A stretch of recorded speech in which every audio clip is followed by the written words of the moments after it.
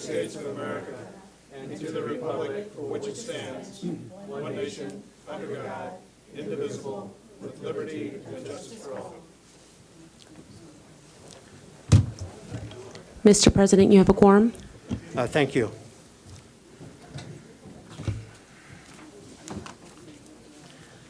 You have a report from the closed session? Yes, I'm just wondering if the audience can hear the micro. Can the audience hear us? Okay, great, thank you. I do have a brief report from closed session, Mr. President. At tonight's closed session, the board voted on the recommendation to appoint Lori Silver as interim vice president of student services at Merritt College effective October 23rd, 2013 through June 30, 2014, or until the position is filled on a regular basis, whichever occurs first, at annual salary of $139,050. That vote was a unanimous vote, 7-0, as was the vote of the recommendation to appoint Tony Cook as interim dean of special programs and grants at College of Alameda, effective October 23rd, 2013 through June 30, 2014, or until the position is filled.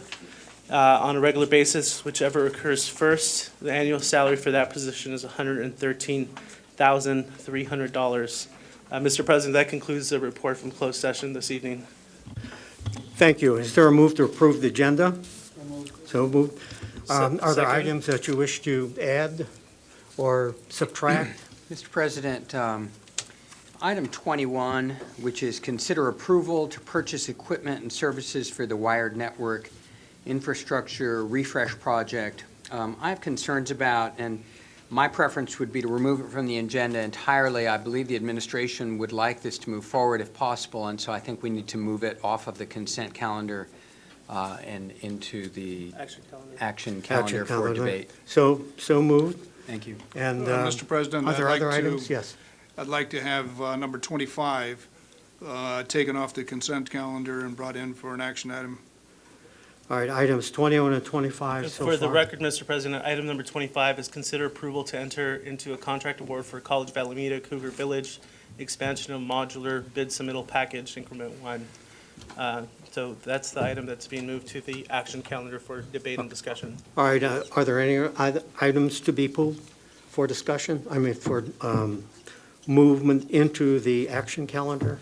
I have a public speaker request on item number 23. So I'd like to have the board, item number 23 is consider the district and PFT's agreement on the tentative agreement. I'd like to move that to action item so that there can be public comment on that item. It's not necessary to move it to an action item because of public comment. Okay. Public comment can occur at the moment we are talking about approval of the consent calendar, and we can have public speakers at that point. Great, thank you. Thank you. All right, then to sum up, we have moved items 23 and 20, let's get 21, 23, and 25, is it, that have been moved to the action calendar? Yes, Mr. President, I'd also like to move item number 19 to the action calendar just for questions.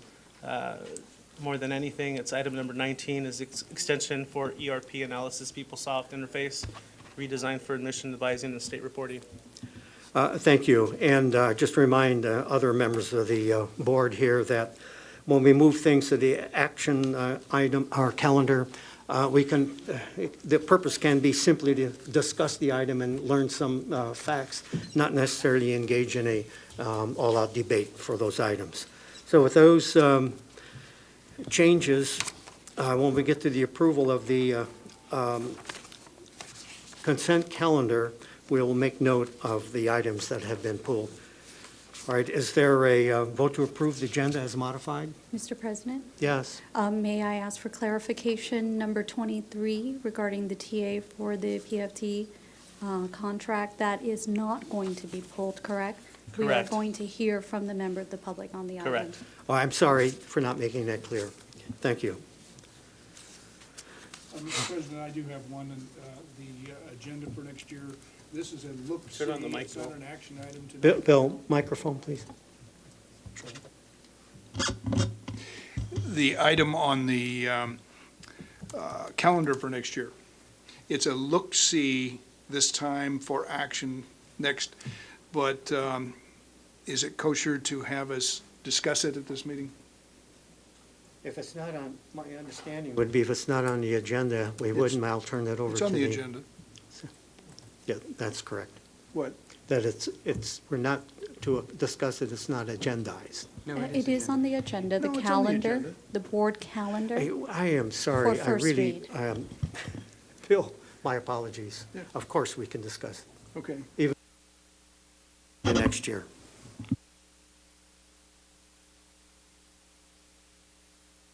So I guess Trustee Withrow, what calendar item is that on our agenda? Item 10, I think it is. It is. Number 10 Number is, 10. item number 10, we're going to be pulling that item as well. That's a lot of items. That would be correct. We're going to be pulling that item as well. We're moving that to the action calendar for discussion. All right. Discussion items, we have 10, 19, 21, and 25, with a speaker on item 23. Call the question for approval. All those in favor? Aye. Opposed? Abstentions? Motion carries. We move now to approval of the minutes. Is there a motion to approve the minutes So moved. of October 8th? So moved, seconded. Second. All those in favor? Aye. Thank you. We move on now to communications from members of the public. I do not have any speaker cards for communications from members of the public, save for agenda item number 23. Thank you. We'll move then to reports from the members of the student leadership. Please come forward.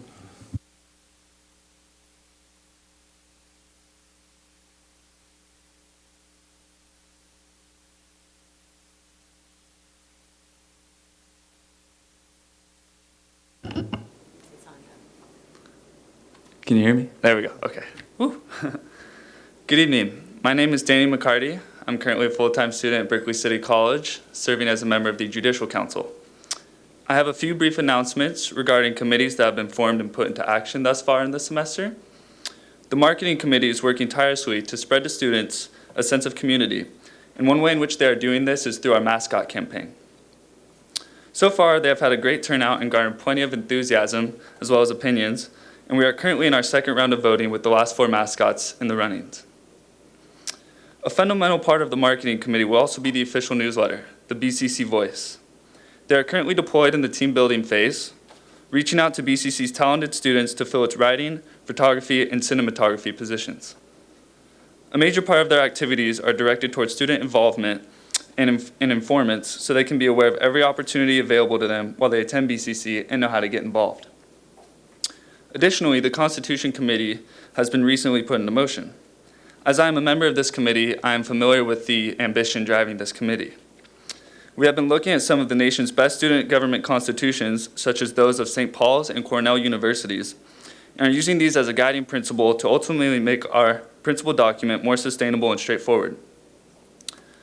Some club announcements. The Gay Straight Alliance had their drag event this past Friday, which turned out to be a huge success. Students filled the atrium and learned about gender exploration, courtesy of the gender panel, experimented with the makeup transformation stations, and overall had a great time. The Latin American Club will be hosting their annual Dia de los Muertos event in the atrium. This is a very special event that gives our school an opportunity to host a holiday for the Latin culture. In part of the discussion, the Latin American Club mentioned creating a spot for an altar where any students can bring pictures or memorabilia of lost loved ones in order to honor those who are no longer with us today. This gives students a chance to enjoy and participate in a traditional Latin culture event. Additionally, the Muslim Student Association has brought forth a wonderful idea welcoming students of both religious and non-religious backgrounds by bringing to discussion the idea of a prayer room. We as the ASBCC are still discussing the logistics for the proper location, but we are definitely in support of this. A prayer room gives anyone an opportunity to take a break from the noisy halls, their busy schedules, or anything else, and provide them with a peaceful, relaxing break.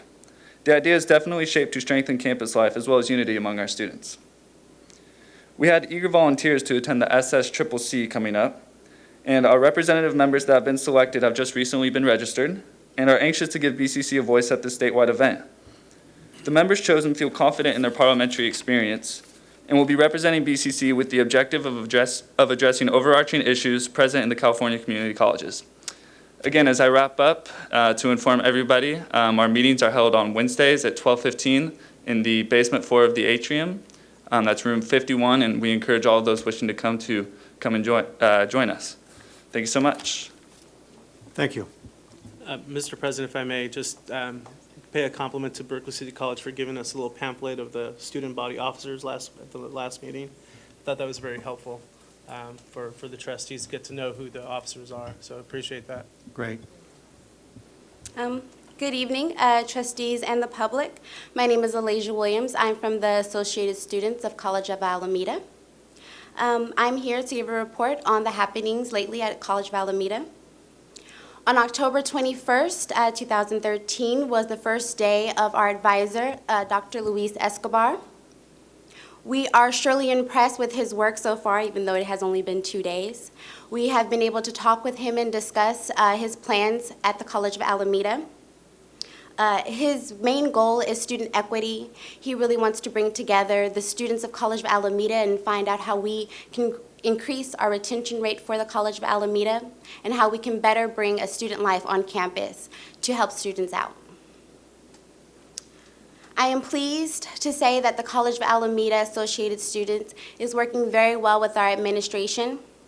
We have created a bond with them and been able to work better with them. I would also like to give a special thanks to Ms. Toni Cook, who has been our standing advisor for the past couple of months.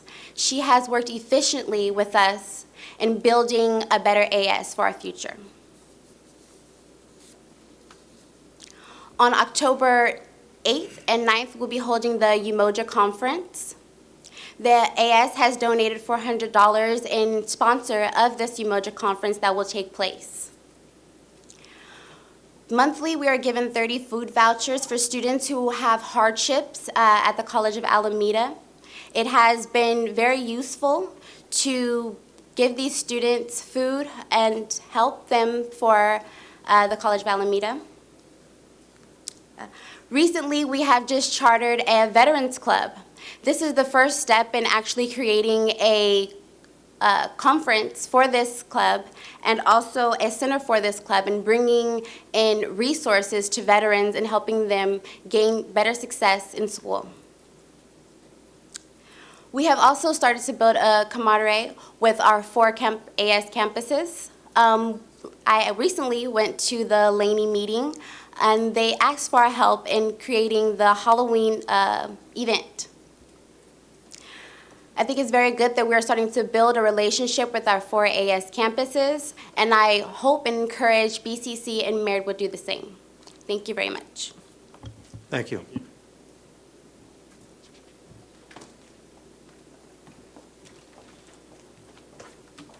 How's everyone doing?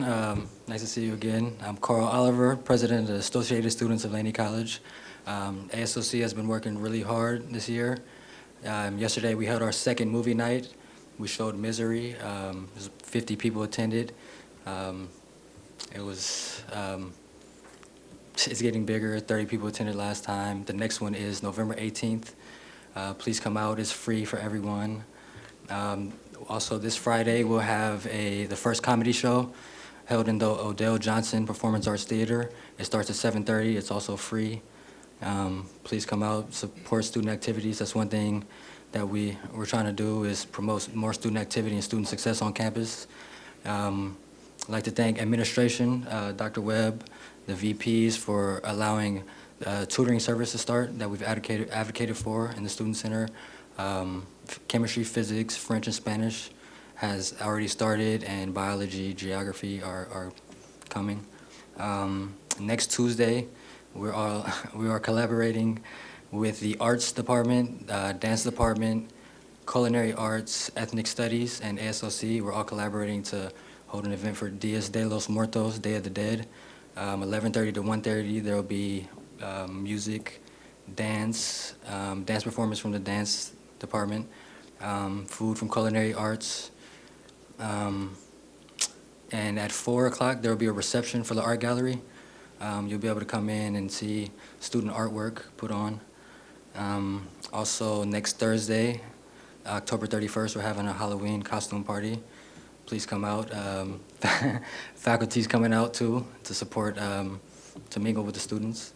Also for SSCCC, the Student Senate for California Community Colleges, which is ran by Rich Copenhagen, an ex-student trustee here at Peralta. Laney will be sending 16 people, 8 people from ASOC, 2 people from BASTA, the Brown Alliance of Students Taking Action, 2 people from Muslim Student Association, 2 people from Associated Students of Asian Pacific Islanders, and 2 students from Phi Theta Kappa.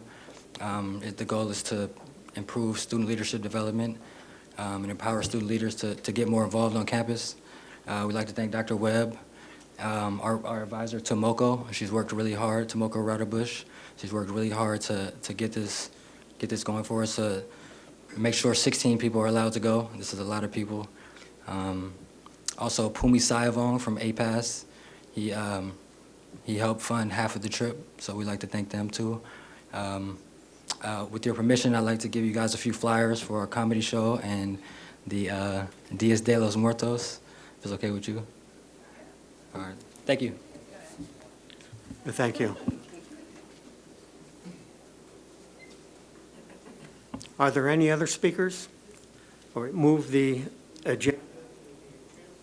Chancellor's reports, and I'd like to point out that Chancellor is not here this evening. He's a lead member of an accreditation team, and of course he'll be back for our next meeting. So are there any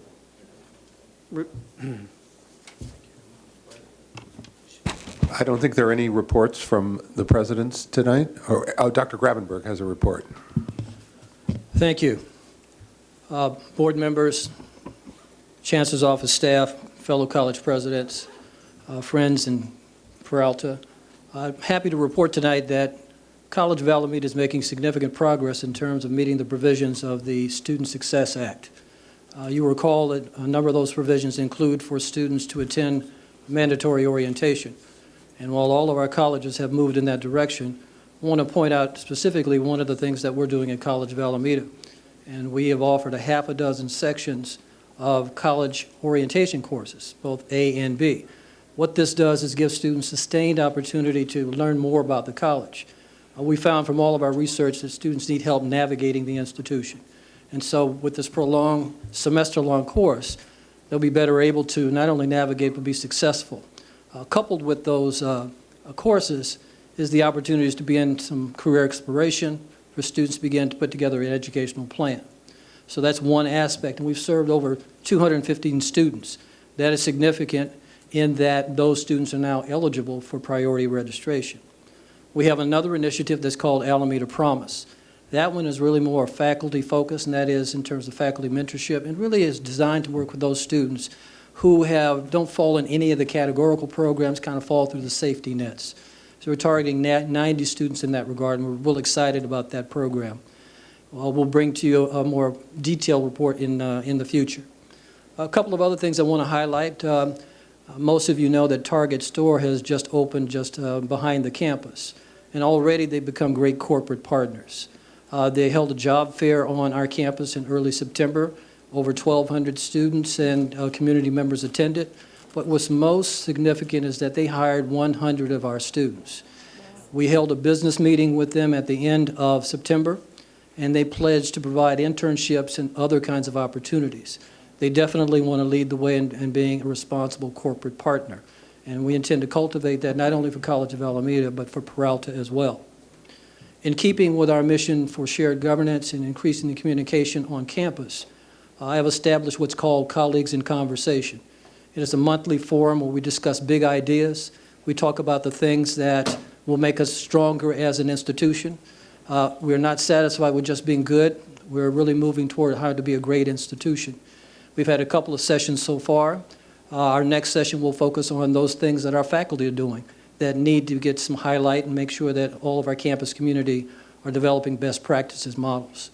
And I guess the thing I'm really excited about, in addition to all of those, is that our women's volleyball team is 8-0, and they are leading in their division in the Big Valley Conference. Not only are they outstanding athletes, but they're outstanding scholars, and many of them have plans to either transfer on or to go into the world of work. So I bring all of that information to you tonight to let you know. It's been about 115 days now since I've been on the job.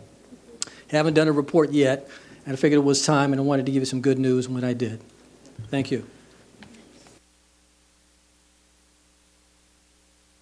Thank you for that report. Are there any other reports? No, that concludes the reports from the presidents. Thank you very much. And with that, we move to reports from the Board of Trustees. And I want to point out that there's a breakout for this evening. We're going to begin with a discussion led by Handy and Riley about the upcoming gala event. And just to describe it to you further and to urge everyone to participate. And so with that, Linda? No, see, good cop, bad cop. Good, good. You go. You do fine. Everyone, we are having our scholarship dinner for the Peralta Colleges Foundation on Thursday, November 21st. And this time we are honoring one of our most famous alumni, Mr. Joe Morgan. Can we make sure we have this on the screen? Can we put that on the screen? Yes. The Peralta Foundation, there it is. The Peralta Foundation, the money that we raise there goes right back to our students. I was reading something where our scholarships went from having maybe 40 or so requests to over 400 requests. That's how much has jumped in 1 year. I guess that says we're really doing a good job of getting the word out, but the need is great. Now, what I'm asking everyone to do, I'm asking each of my trustees to try to identify one table, and you see, I have a stack of 10 envelopes for each one of them. But I'm also asking you, Annie Egan, could you please stand up? Annie has invitations there as well. I'm asking that those of you who think that you can help us to identify sponsors or people who can take a table. And a table is what, $1,200? I think $1,250 at a minimum. Now, for those of you who have wealthy relatives and friends, please come in at a higher sponsorship level. But for those of you that might be a little difficult for, then partner with other organizations. You have organizations outside of Peralta. I mean, I know people, Evelyn Lord, I'm sitting here, I'm seeing you. I know you recognize how important this is for our students. I'm asking that you just kind of put your thinking caps on. Who have we not asked before? Who has a relationship with Peralta that really might be interested in participating in this event? Because when we do things like this, then we can take students, like we have Miguel and Alasia out there, we can take them to the Congressional Black Caucus. We can send students to different types of events. There are so many things that we can do with this. This is like a really good thing for us to do. So I'm asking you, so I don't have to come and twist your arms, but I will. I'll call you. But I'm asking you all to really seriously look at how we can support our students by supporting this fabulous event. You can get all dressed up and come in and have a great time, and we guarantee you that the money will be put to good use. Yeah, and just to add, this is one of the major fundraisers for the Peralta College Foundation. We're also going to be honoring the Clorox Company as a partner in Education Award. And just to go over this briefly, again, that this will be on Thursday, November 21st at Scott's Seafood Restaurant. That's at 2nd Broadway. VIP reception at 5:30, the cocktail reception at 6 p.m., and a dinner at 7. So, again, we look forward to your attendance and your support, because this, as Trustee Handy indicated, this directly goes back to supplies, equipment, and fees for our students. So thank you so much for your time. Thank you, Mr. President. Thank you, Mr. President. Go ahead. And for those organizations that may have a conflict, things are going on they have other things going on that night. For anyone who does purchase tickets or purchase a table if you're unable to attend. Then we allow the students to attend in your place. So those tickets will not go to waste. So if you want to make a contribution, if you want to sponsor a student coming to the event in your place, we're more than happy to accommodate that as well. So thank you. And just because I said specifically trustees, that didn't mean that I wasn't going to hit you guys up too, okay? All right, thank you. The hours? It starts at, let me see, the cocktails start at? 5:30. At 5:30. And Be at the reception reception at 6, and the dinner's at 7. at 7 p.m. So hope to see you all there. Again, that's November 21st, Thursday, November 21st. So what day is that again? What day is that? That's Thursday, November 21st. Thank you, I just want to make Got sure. that? Okay, thank you. There is a slight conflict with the events taking place in Burlingame at that time, but I think most of us can make it to the meeting.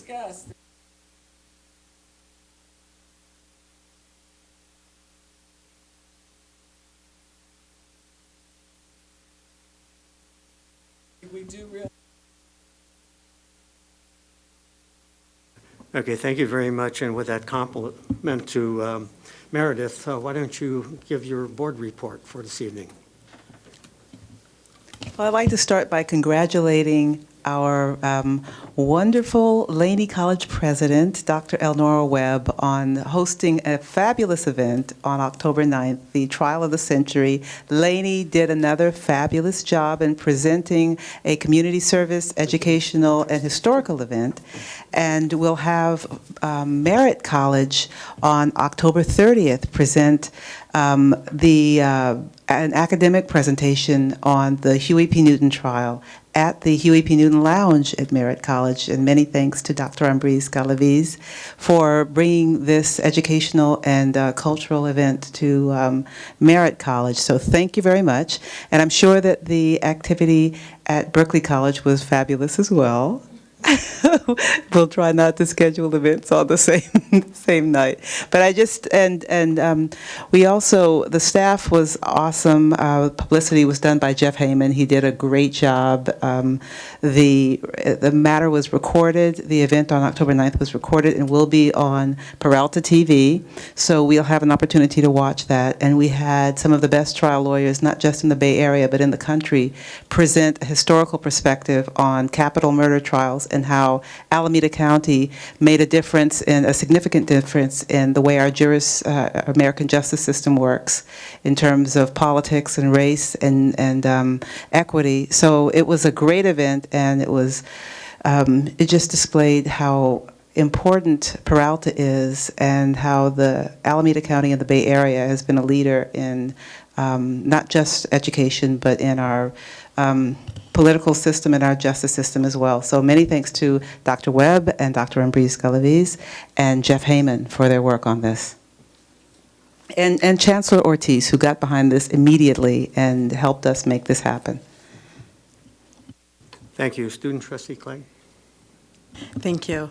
I just want to thank Dr. Ambrise Galaviz and also Dr. Webb and Dr. Gravenberg and Dr. Budd for supporting our students to go to the SSCCC, the General Assembly, on November the 1st through the 3rd. It's a very important event, and the students are very engaged and ready to go, and I know they will support you well. Thank you so much.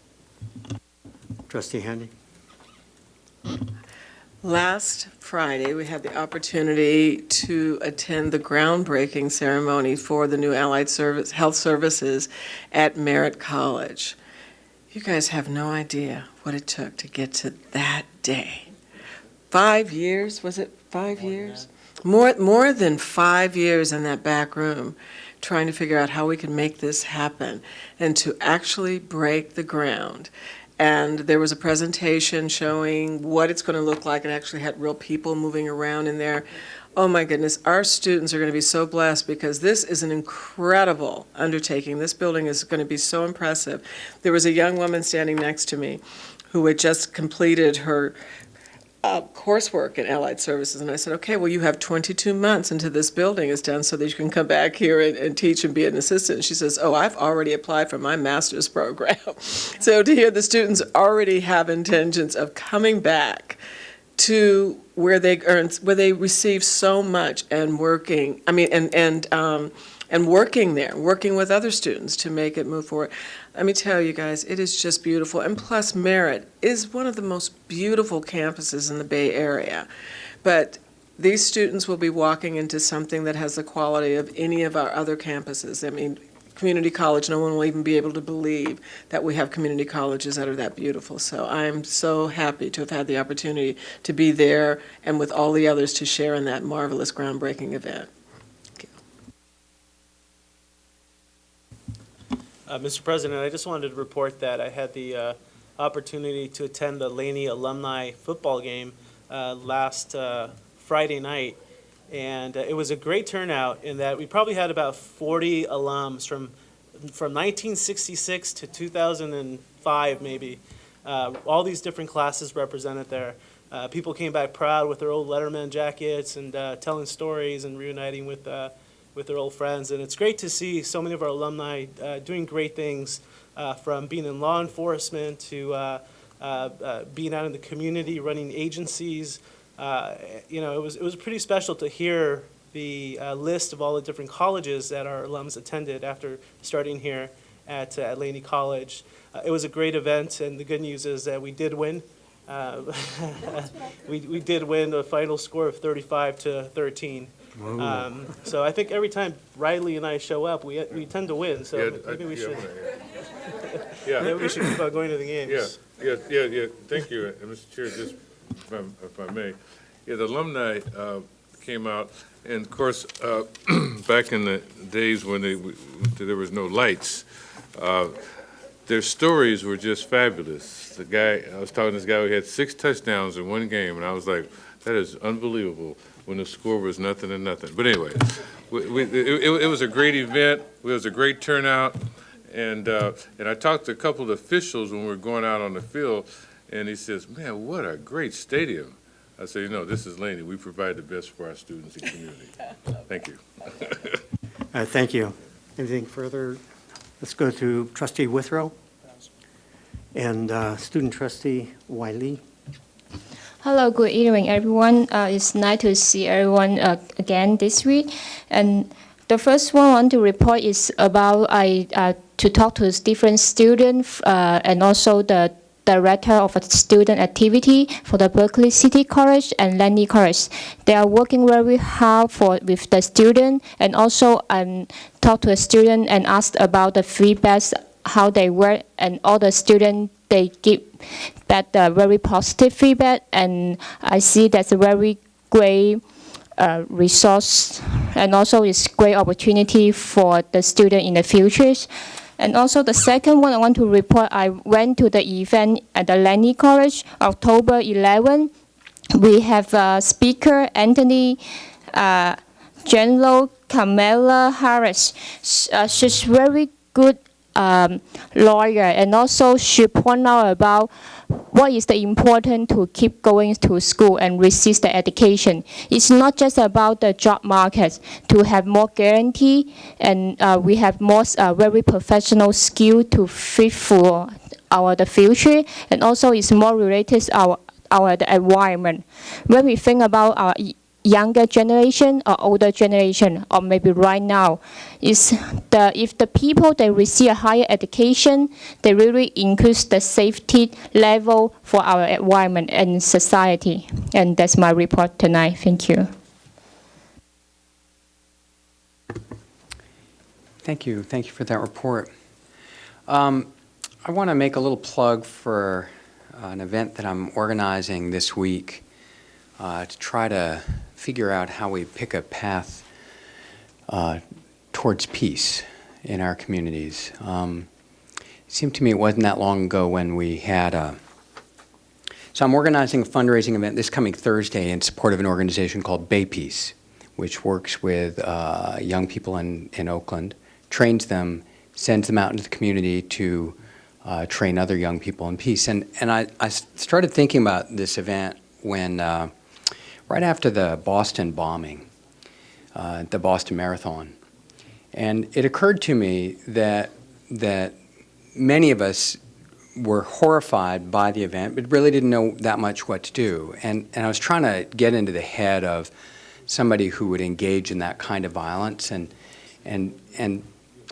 it occurred to me that as a nation, what we often do is, as a nation, we resort to violence to solve our problems.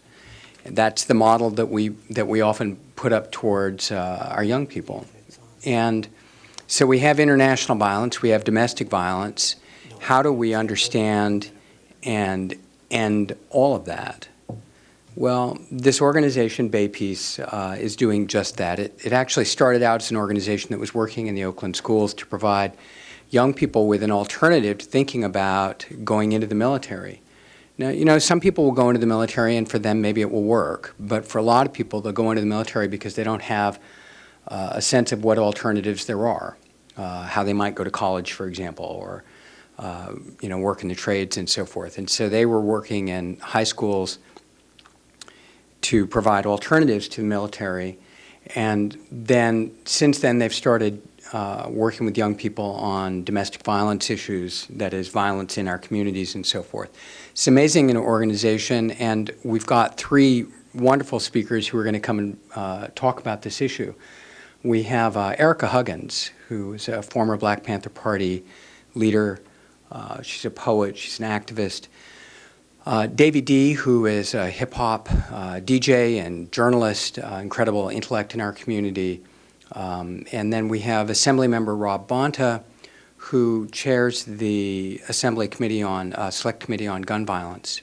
It's an interesting combination of people to come and address this issue of violence in our communities and how do we work with young people. So this coming Thursday, 5:30 to 7:30, it's not that expensive. It's only $25. I'm not trying to hit you up for $12.50, although if you come, maybe I will. Trustee, if you come, maybe I will ask you for a full table worth of funding for this organization. Anyway, it's a great organization. You can get tickets at baypeace.org. That's BAY-Peace. And it's Better Alternatives for Youth.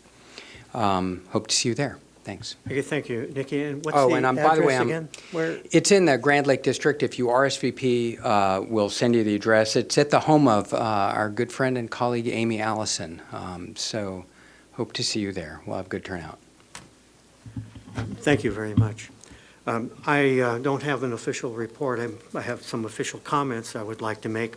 And one of them is I'd be very worried about our athletic program if every time these 2 gentlemen here, Dr. Riley and Dr. Guillen, came to the game, they mysteriously won.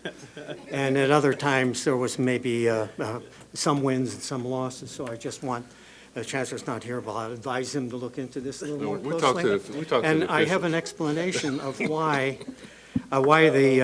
we just broke ground about, I think we first started talking about the building in 2006.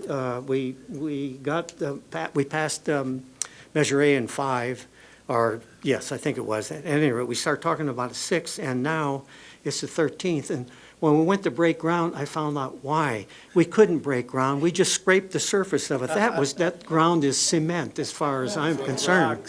It was quite a shock. At any rate, I apologize to Trustee Handy for taking the gold shovel away from her because someone took my gold shovel.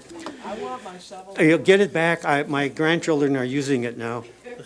They went to the beach the weekend. They had a hell of a good time. They dug the deepest holes ever, and they're just tiny little creatures, so I appreciate that. It will come back. Some of the gold will have been worn off, but I'll see you then. And with that, let's proceed with the agenda. And so I believe we have 2 presentations. I'm sorry. Uh-oh. This is a serious mea culpa on my part here. This is the second time that I think I missed it. And so with deep apologies, I'm going to give you an extra 10 minutes. After you're finished, you can just talk after your report. Extemporaneously, right. Thank you, Mr. President, and good evening, trustees, district administration center staff, college presidents, colleagues, and members of the public. My colleagues in the District Academic Senate have asked that I take a few moments to reinforce for you the importance of and need for accurate, accessible institutional research data of all kinds. As you will recall, the colleges lost their institutional researchers a few years ago when we were in a period of extensive financial belt-tightening. Since then, we have relied on the Office of Educational Services to provide data needed for preparing accreditation reports, program reviews, annual unit plans, updates, grant proposals, and numerous other reports, as well as to gain greater clarity about and understanding of multiple issues related to student equity and student success. With all of the other changes in that office, these needs have placed an enormous strain on those district office staff tasked with the responsibility of collecting and interpreting the vast amounts of student information that an educational institution is required to gather, track, aggregate, and interpret. While we are working on self-evaluation reports that accompany the next round of accreditation visits, some of my colleagues have expressed an urgent and strong desire for a collection of these data in the form of district and college fact books that combine in one easily accessible place much of the information that documents who we are, what we do, and who and how we serve our communities. We are aware of the long list of reports currently available on the institutional research web pages and the ability to query our databases using the Business Intelligence or BI tool. We are also aware that the Office of Educational Services is in the process of hiring new staff to fill 3 to 4 critical positions in academic affairs, PeopleSoft technical functions, curriculum, and institutional research. Clearly, filling those positions is necessary for the Office of Ed Services to function. However, even fully staffed, that office will not be able to support all of the college's institutional research needs. With that in mind, last week the District Education Committee, DEC for short, passed a motion requesting that the Planning and Budgeting Council, that's the PBC, consider recommending that the Chancellor engage the services of at least 2 institutional research consultants whose specific responsibilities will be to support the college's data aggregation needs related to our self-evaluation reports. As a brief refresher, and for those who may still be getting clear on how the district functions, we have 4 district-wide shared governance committees that are charged with making recommendations to the Chancellor for administrative decisions in technology, education, facilities, and budgeting and planning.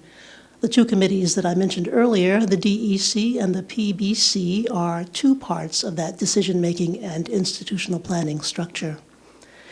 In addition to ongoing regular and expected research needs, as part of the student success mandate, each college will need a current student equity plan by fall 2014 that analyzes trends in enrollment, retention, and success by gender, ethnicity, age, community service areas, and more. Further, our research needs also include the evaluation and creation of assessment instruments and analyses of new programs and their success. The Vice Chancellor of Educational Services acknowledges and supports the college's needs for additional research capacity. I am mentioning it to you now so that you will also be aware of why and how these imminent consultant requests are essential to our hopefully successful bids for reaccreditation. That concludes my report for tonight. Thank you for receiving, attending to, and making use of it. Thank you, Dr. Van Putten. Mr. President, may I ask a brief question? Of course. I just wanted to get clarification. In the past, we've the board's dealt with the ARC data. Is ARC being replaced then by these equity reports? Yes. The answer is yes. ARC has been replaced by what's called the Student Success Scorecard. If you go to the institutional research homepage on the Peralta website, you'll see a link to the Student Success Scorecard. It has similar success metrics that are evaluated using cohort data as ARC, but it's updated and refined and allows more individual querying for information. Thank you. And now we move to presentations, and we have a presentation by Mark McDonald, who's a legislative advocate for the McCallum Group. Good, Mr. Chair, Mr. President? Yes. If I may introduce him. Good evening, members of the board, college presidents, colleagues, and members of the audience. I am here not actually addressing you as your general counsel, but as the legislative liaison for the district. And I'm very pleased to introduce to you Mr. Mark McDonald, our eyes and ears in Sacramento with McCollum Group, to present to you a briefing of the legislative activities for the last fiscal year. Mr. Mark McDonald.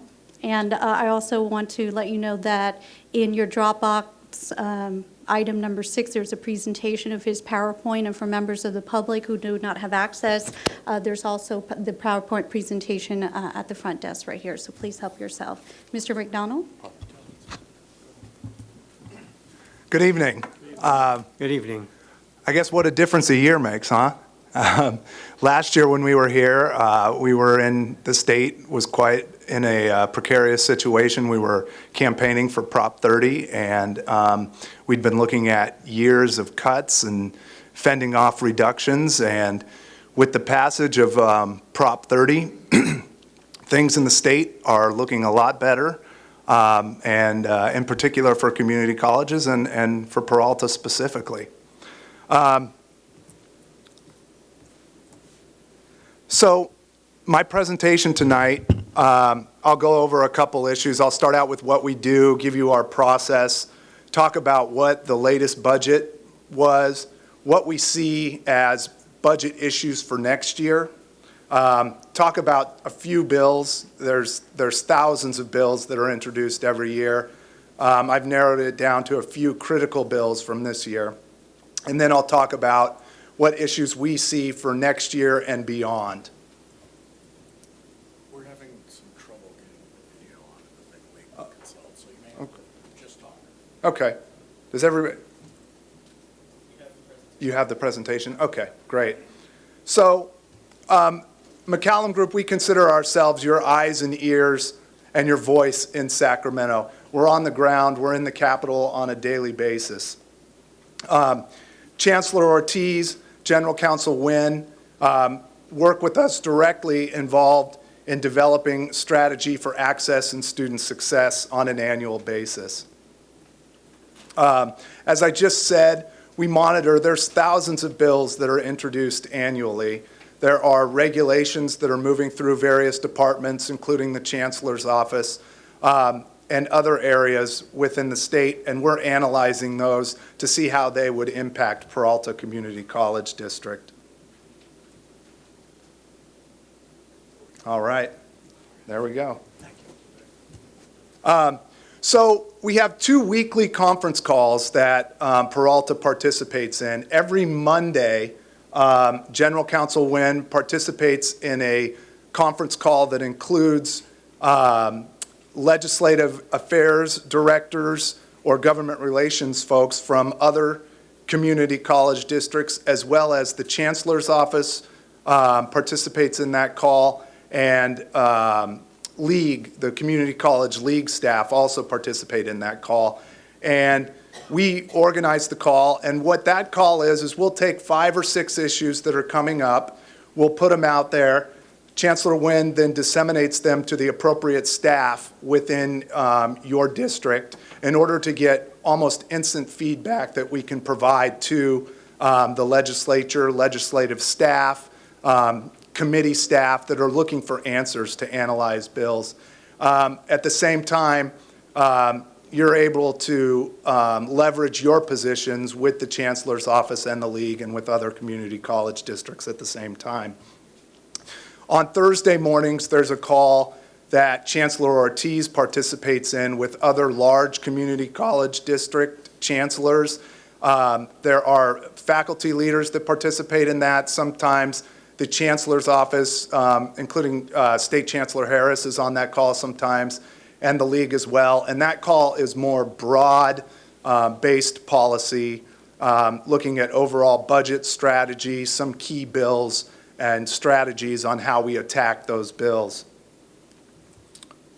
So with those calls, we build a coalition that includes the Chancellor's office, the League, and other districts in order to maximize our leverage for Peralta's issues.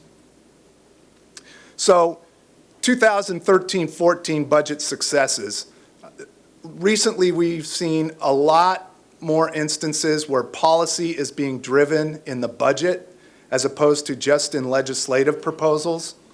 So this year, we defeated a proposal to have the Board of Governors allocate funding rather than the legislature. There was a proposal, again, to alter the census date and fund colleges based on completion. There was a proposal to limit students to 90 credit units. Another proposal to change the Board of Governors fee waiver that would have actually reduced the number of students that would be eligible for that fee waiver. And then one of the other successes we had was we guaranteed language in the budget that would backfill any property tax shortfall that we had from the elimination of redevelopment agencies. Three other major policies: Proposition 39, which was the Steyer initiative.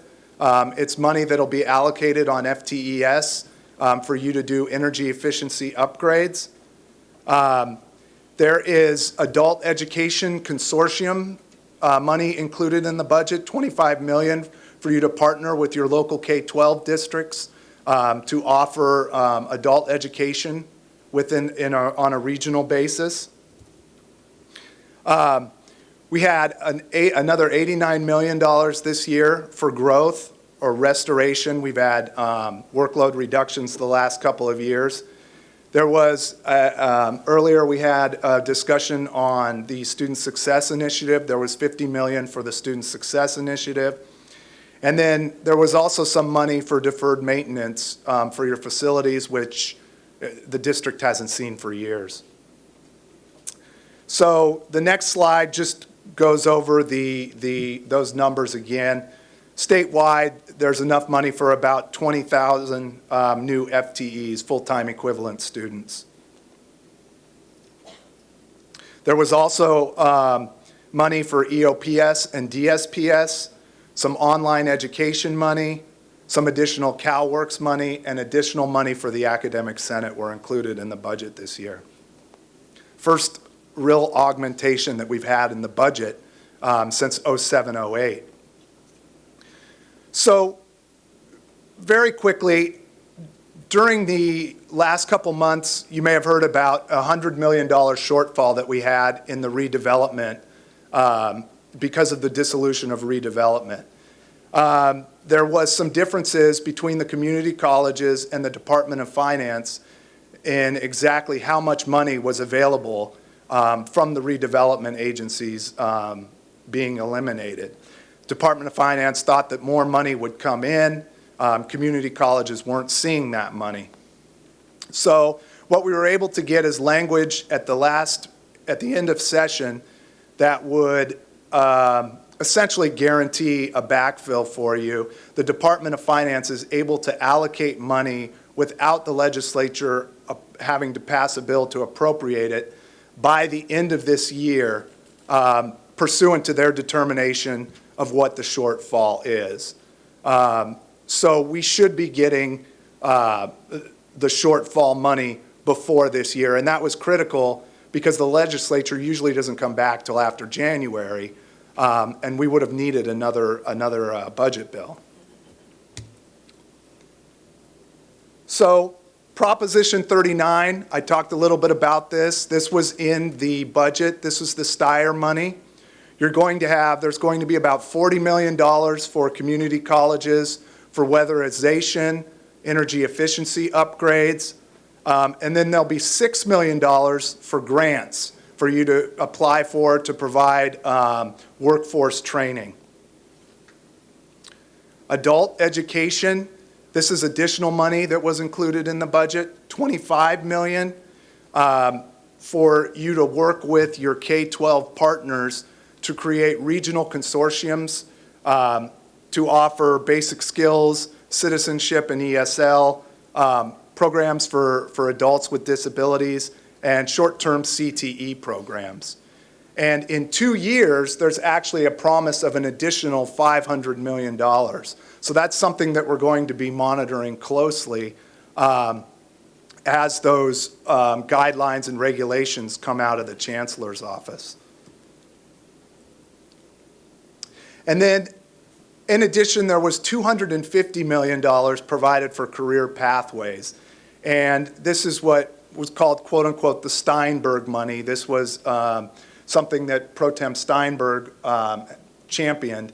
And it provides money for you to work with your K-12 partners again and your business partners to create pathways for students to move into college and then move into the workforce. And that's being developed at the Department of Education. There'll be grant applications going out from CDE, the Department of Ed, but the Community College Chancellor's Office is involved in that as well. And this is another issue that we'll be monitoring going forward. There were just some other policy issues in the budget, including enrollment priority for CalWORKs students. They're on there, there's middle class scholarship. That would be primarily for students transferring. There actually isn't money for community college students. That's money for students at CSU and UC. So, budget issues for next year. All indications are that we're going to be looking at a pretty large surplus next year. We used the low estimates. The governor decided to use the low estimates.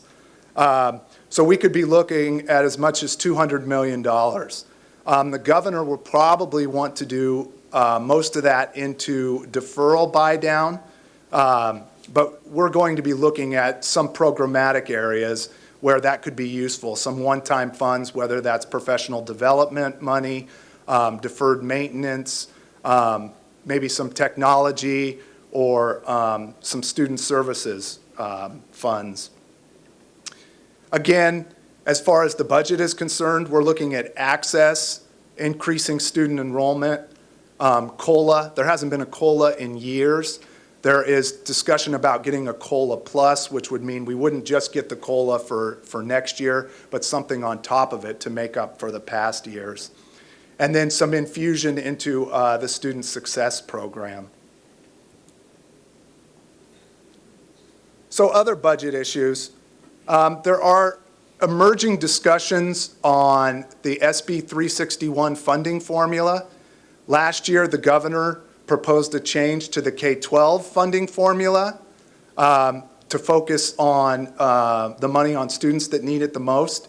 And there are some discussions percolating in the community college community about doing something similar for community colleges.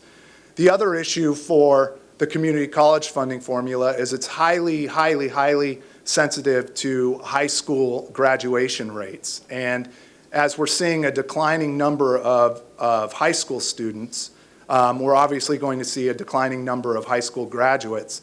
And so somehow we're going to need to address that piece of the funding formula. The other piece is accountability. For the last couple years, we've seen accountability measures being put out on us. They did it for CSU and UC. We've already made significant changes to address accountability. The Chancellor's Office is looking at some proposals right now to get out ahead of the curve. It looks like the governor might be proposing something in his budget next year. And then back to the top, the redevelopment backfill issue, we're going to continue to need to get a guarantee. We're the only state agency in government that once that budget is signed, we're not guaranteed that money.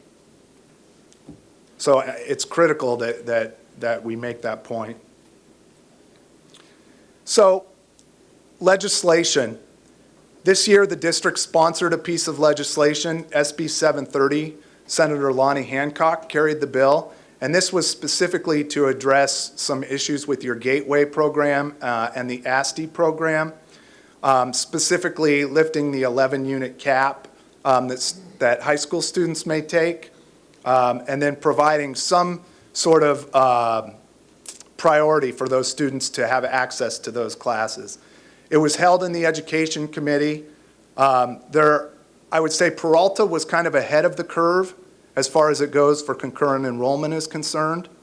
There are a ton of different interests interested in concurrent enrollment now, including the Chancellor's Office, the League, and a number of other community college districts. And because of that, and because of Peralta being a leader, the district hosted a meeting in Oakland on September 19th in Lonnie Hancock's district office. Senator Hancock was there, Chancellor Ortiz was there, General Counsel Wynn was there and ran the meeting. Your presidents participated, a number of your staff and vice chancellors were there, as well as a number of the other stakeholders. The meeting went well. There's a follow-up meeting on conference call on Monday. And at the same time, the Chancellor's office is looking at this issue and the League is looking at this issue. So it's all really coming together at the right time. Other major issues that were signed this year. I'm just going to go over a few of these, touch on the major ones. If you have questions about any of these specific bills at the end, you go ahead and ask. But AB 595 gave priority enrollment to EOPS and DSPS students. It added them to the top tier of priority. The most controversial bill for community colleges this year, AB 955. It would have allowed community college districts to offer extension courses and charge students the full cost of those courses. In the beginning, it would have had any community college doing it, essentially shifting the burden of the cost of education from the state onto the student. In the end, it became a pilot project for six districts can do it, but the way it turned out, 2 districts were actually opposed to the bill and aren't going to do it. 2 districts don't qualify to do the bill under the provisions of the bill. So it looks like 1 district, yeah, Long Beach, it looks like they may do it. In fact, I think their board's taking a vote tonight.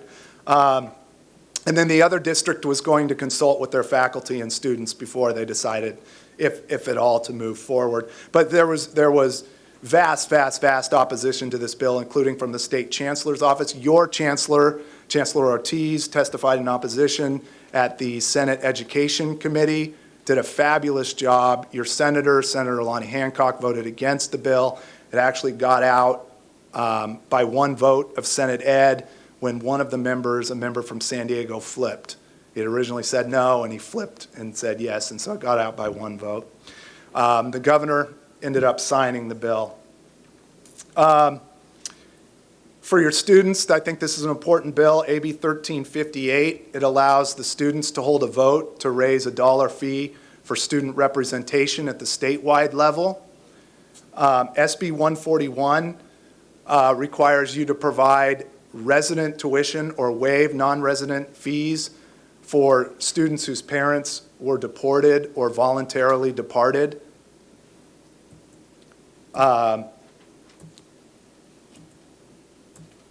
AB 150 allows you to waive non-resident tuition for non-resident high school students. The focus on this was the pre-AB 540 students.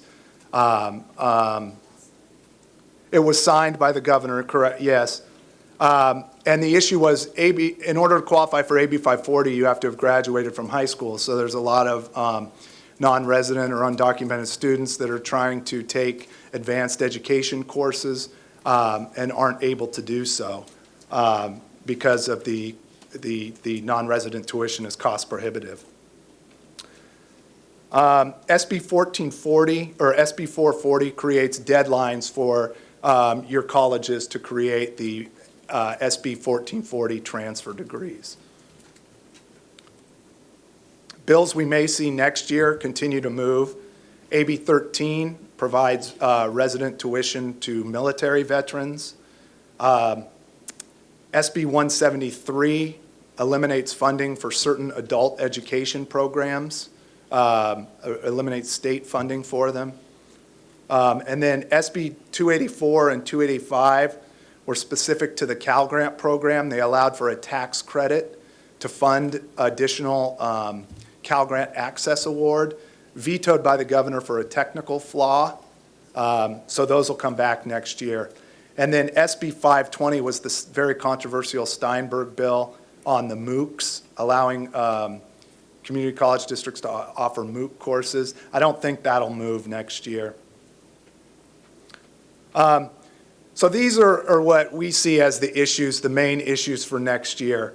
And number one, I mentioned it earlier, I think we need to find a long-term solution to the ongoing property tax, RDA, and fee shortfalls that we seem to be experiencing on a yearly basis. We talked about it, the district has been at the forefront of this on concurrent or dual enrollment, expanding that, allowing for greater opportunity for high school students to earn credits while they're in high school and move through college more quickly and into the workforce. There's a study group in the Chancellor's office on community colleges offering a BA degree for targeted programs. And their paper is actually going to be presented at the league conference in Burlingame on the 22nd, if any of you are going to be there and are interested in hearing that. It may or may not have recommendations, and they could have legislation as early as this year. We'll continue to hear about adult education and non-credit programs. STRS has an unfunded liability, as I'm sure you all have heard. At some point, we're going to need to address that, which could be another burden on your budgets.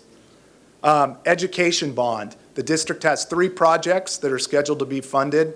The next time there's a statewide education bond. There hasn't been one since 2006.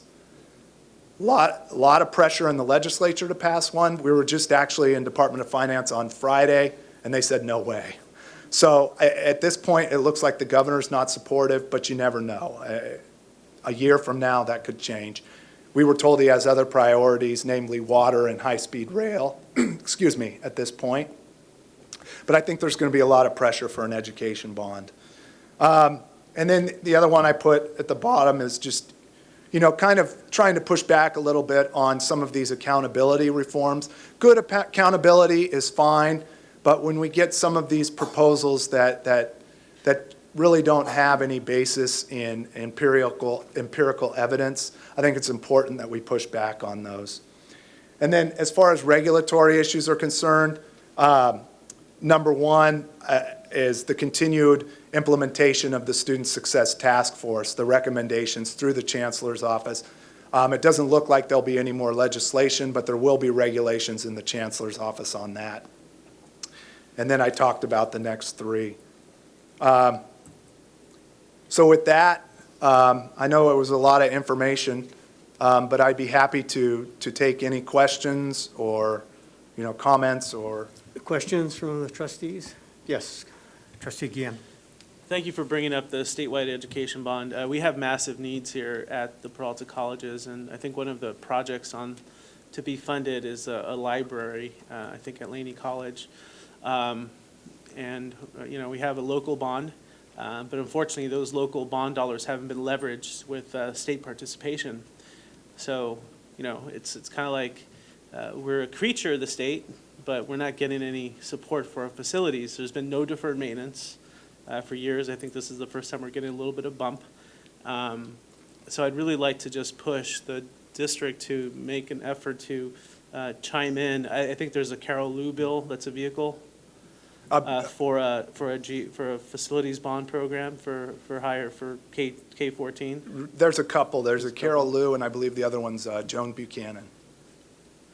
Yeah, we definitely have needs, and certainly any support that we can get.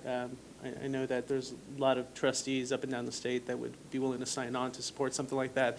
And with all due respect to the Department of Finance, it's the state legislature that calls the shots, or they have a say into the equation. It's not just the Department of Finance who represent us.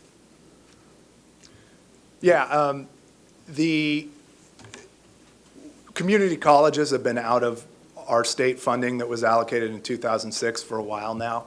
And what we're seeing is the K-12 side of things, they're running out of money. And because of that, the pressure, particularly in the legislature, is increasing.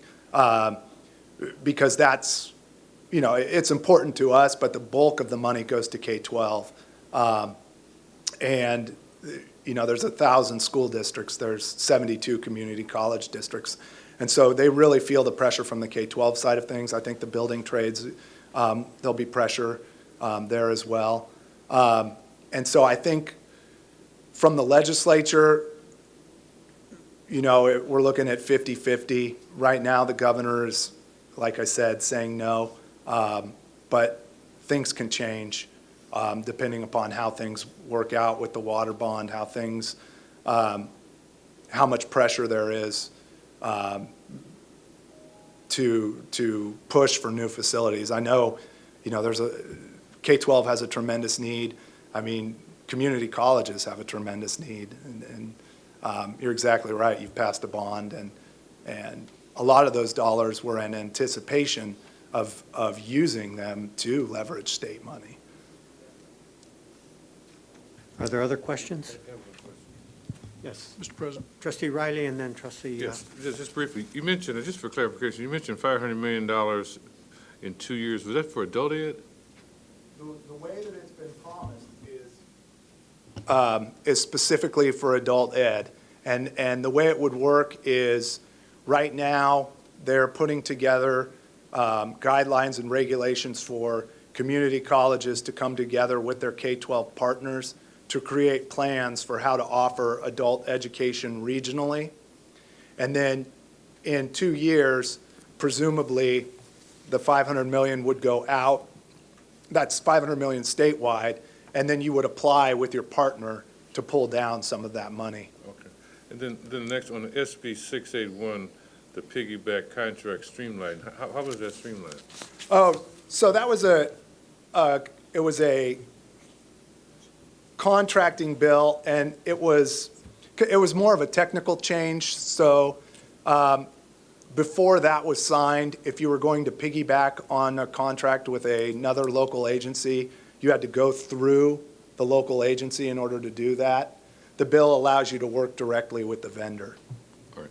Thank you. Sure.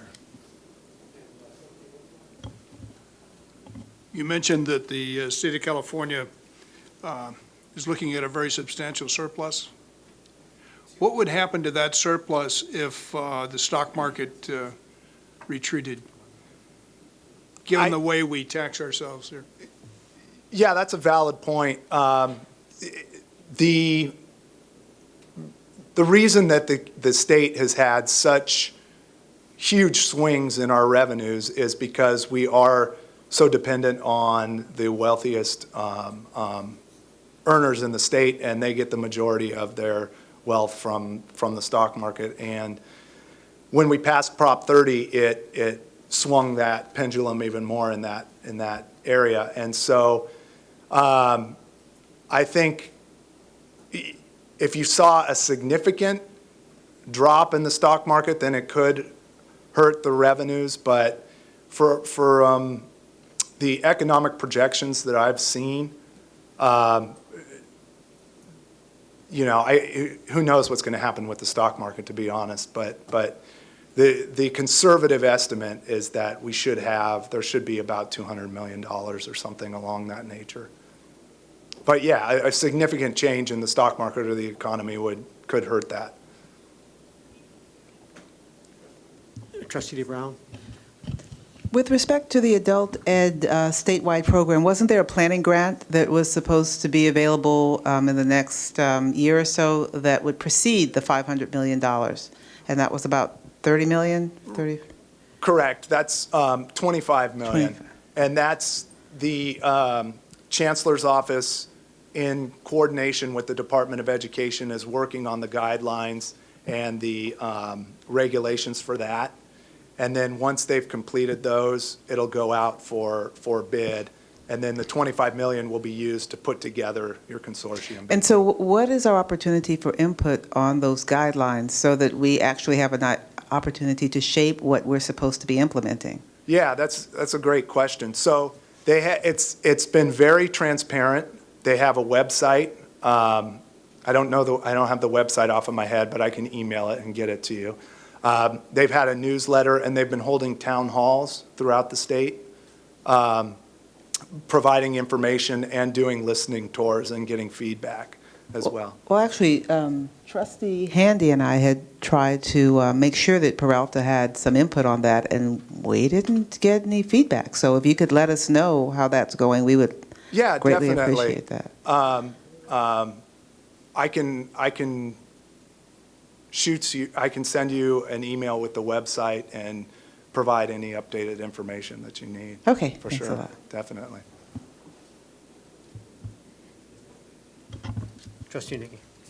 Thank you very much for your report. I'm happy that we're kind of out on front a lot of stuff, and we've had some successes. There are a couple of issues that I'm hoping that as a district we can actually get out on front even further on and push specifically on tax reform. It seems to me there are going to be two ways to deal with this. One is I understand there's some movement to try to change the threshold for parcel taxes down to 55%, send that to the voters and see what voters decide. And we'd only need a 50 plus 1%, 50% plus 1 on that. Second would be Prop 13 reform, a split roll property tax, which would then get us out from the problem of being so dependent on income taxes. We'd have a much more stable tax base. So I'd like to hear your thoughts on that. And then on one other thing, and that is so-called pension reform. We hear a lot that public pensions are not adequately funded. And often that's done within the context, without understanding who actually made off with all of that money that was invested by our by STRS and PERS and so forth. And so I hear rumor that there will be a ballot initiative that'll be circulated to try to allow the state to renege on valid contracts with public workers, promises to fund pensions and then pay out pensions, and then allow the state to actually go back and retroactively change that. I'm wondering how, as a district, and how your office is thinking about getting in and actually taking a lead in creating a more progressive message that the public can understand, and in particular that our legislators can understand. Yes, to address the tax question first, that both of those conversations have definitely been prevalent in the Capitol. And your district, along with the other large districts throughout the state, have been at the forefront of pushing for those changes. And I think if I was reading, to read the tea leaves, I think the possibility of changing the parcel tax from 2/3 to 55% has a much better shot than the split roll change. It's something that is discussed a lot about. I'm talking about the parcel tax change in particularly, and if the Assembly is able to get back up over 2/3, and then the Senate maintain their 2/3 majority, I think there's a chance that we get there. Is that something that requires a 2/3 vote to send it to the voters? Yes. Okay. Yeah. And on the split roll, the polls that I've seen are favorable, but not as favorable as switching to the 55% on the parcel tax. And there doesn't seem to be as much, I guess, urgency from my reading in the legislature on getting that change as there is on getting the parcel tax change. Is urgency a code word for courage? I don't. You don't need I don't to think answer that so. question. That was a rhetorical question. That's all right. Thank you. And then on the pension issue, we are part of the CalSTRS coalition, the Teachers Retirement System Coalition, and you're right. The reason that CalSTRS is underfunded is because of the market crash and the housing crisis and the Great Recession. If the contributions from the state, from members, and from employees, and from employers, excuse me, is enough to cover the retirements of those who are in the system. However, the difference in the unfunded liability is due to the stock market crash and what happened around that in the Great Recession. The bottom line is that there are going to need to be contributions made in the future, particularly to CalSTRS. And CalSTRS can't set their own rates like CalPERS does, so that means the legislature's going to have to set them. There'll be some sort of increase, and it'll be a three-pronged approach, I would imagine, with the state increasing their contribution, employees having a slight increase, and then employers also contributing more. Ironically, the only entity of those three that have had their contribution reduced over the last 10 years or so has been the state portion. So our message has been, well, before we're going to increase contributions from employees or employers, let's get the state back up to where they were, and then we'll go from there. And to address your point on the pension initiative that was just filed, you're exactly right. What it would do is it would allow somebody who has already been hired and has already basically signed a contract and is working and took their job based on the benefits that they were going to receive, both in their salary and their retirement. It would allow the employer to change prospective benefits. So you could change an employee's benefits after he or she was already hired. We'll see. The big question on that is if there will be any money behind it. Will somebody, like the pension reform group, Marcia Fritz, be able to get some money? The Koch brothers have funded things like that in the past. Will there be a major donor behind that initiative to push it through? And so without that, I think that's a given. I think it's going to cost, what, a couple $1 million to qualify the thing. There's plenty of billionaires out there with that agenda. So I think that it's going to get qualified. I think the question is then, what do we as a district and what do you as a lobby group do to get out in front of it? And I know that's not a legislative question, but it is a question of legislation, of law, and how do we begin now to think about doing public education and building a campaign that really does that public education piece? No, I agree. CalSTRS released a great piece on it. And I think just getting out and talking about it is one of the best things you can do.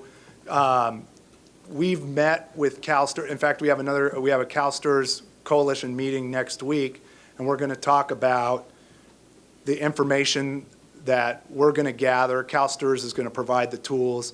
And then we're going to use that to disseminate to all of our groups. And we'll, as we get it out to you, I think the best thing would be to get it out to your constituencies as well. All right. I just encourage Mr. us to Chair. take the initiative on this and get out in front. There are two pieces in particular, David Sirota and Matt Taibbi both have really good pieces that put this whole question into a proper context that I encourage people to read. Thank you. Mr. President, if I may briefly address Trustee Yuen's question. This petition initiative of sort is being led by many of the municipalities. Chuck Reed, Mayor of San Jose, is the big lead on this, and it is in some sense this notion of stating what Mr. McDonald said regarding, perspective. If you are already employed at a city, for instance, and presumably your pension has vested the day you are employed, but then the city wants to go back and see if that could be undone. And but I want to make it very clear in terms of Peralta, we've already made a commitment to our employees with regards to our OPEB bond, so it does not have a direct effect as far as we're concerned today. But in terms of Trustee Yuen's question of whether we would be a voice for others, public employees, then that is something that we will be evaluating and seeing how we can be a voice. Okay. if I may then close unless there are other trustee questions on this or any other items? I have a question, but not on this item specifically. I was interested in, as you know, there's a tremendous shortage of counselors throughout the whole community college system, and there have been frequent attempts to make adjustments to the 50% law or seek some other method. Is there any movement current in this area? Great question. So the Chancellor's Office convenes a legislative task force every year, and the various constituencies bring proposed law changes to the task force to be discussed, and sometimes the Chancellor's Office will sponsor legislation in that area, and sometimes they won't. There were a number of proposals that came forward within that task force meeting dealing with, I guess, work conditions, for lack of a better word. And, you know, one was the 50% law, one was to address 75-25, one was addressing counselor to student ratio, another one was finding a pathway, creating a pathway for part-time faculty into full-time employment.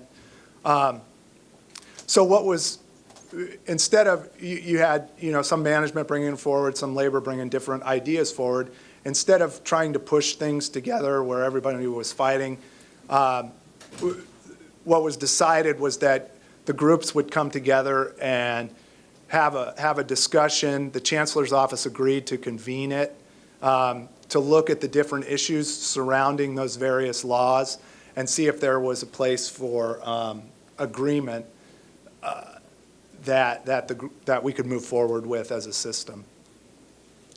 Thank you for that. Any other questions? I would like to thank you for a very lucid presentation. Obviously, you're well informed. We really welcome that. And you can tell Patrick that I think you did a much better job than he did. Well, I want to thank you for having me down. Again, it's always a pleasure to get down here, and it's been great working with your district. It's been fabulous. I enjoy it a lot. Thank you. Thank you very much.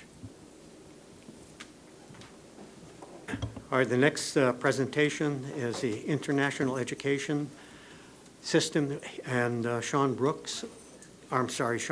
will make the presentation.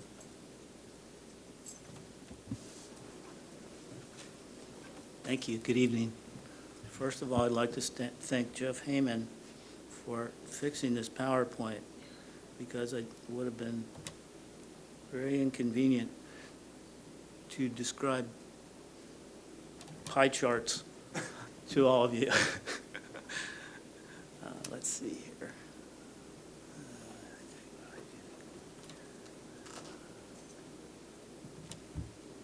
Okay. Again, board members, fellow administrators, faculty, staff, students, other community members, thank you for your attention. I didn't have a chance to read the blurb before I saw it on the agenda. And it says that I will discuss enrollments, demographics, trends, coordination with the colleges, new initiatives, and future plans. That's an awful lot for 10 minutes. I'll do the best I can and try to be as informative as possible. I guess I'd like to start with, as of July 1st of this year, there was a new administrator for the first time overseeing the Office of International Education, and that's me. I guess most of you know Dr. Ung started the program and oversaw it until recently, and he's in Alaska now. On July 8th, about a week later, pursuant to Chancellor Ortiz's wishes, my staff and I collectively and individually met with consultant Dr. Ray Wallace, who's the executive director of the California State University East Bay International Program. And we met to discuss essentially the future of Peralta's international program. About 2 months later, Dr. Wallace produced a report, and several days after that, our office responded and made comments to that report, which I forwarded to Dr. Orkin.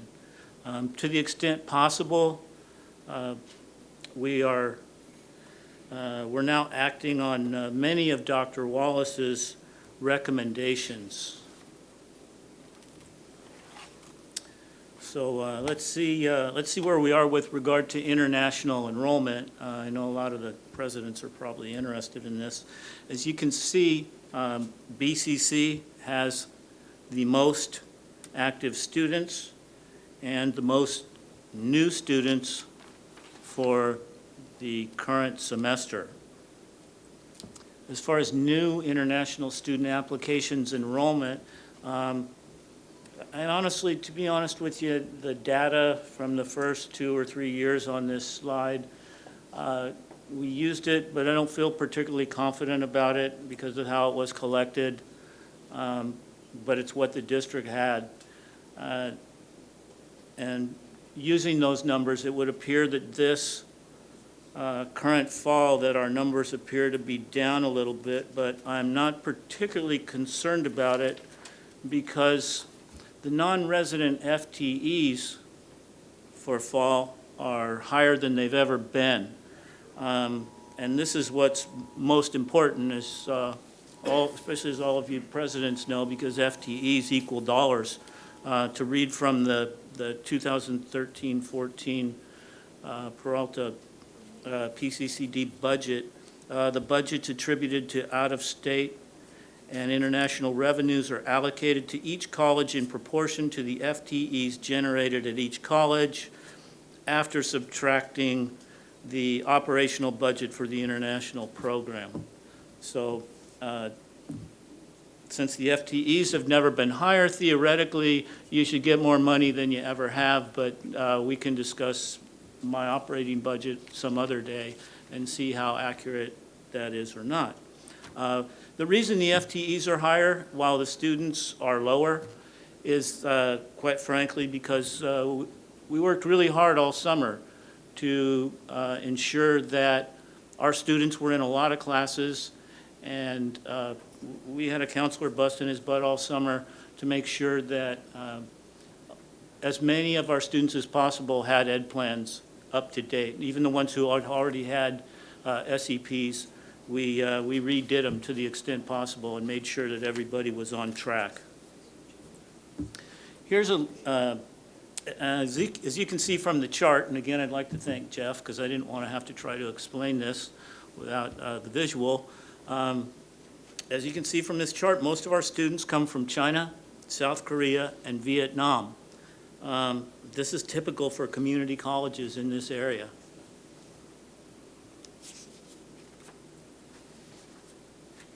If we look at each college separately, we can see where that particular college's students are coming from. BCC's active international students, BCC has by far the highest percentage from South Korea. COA is pretty even across the board through the colleges, through the countries that I mentioned earlier. Additionally, they've got a pretty substantial Mongolian population. Laney College, I'll just simply state that a lot of Chinese students like Laney College.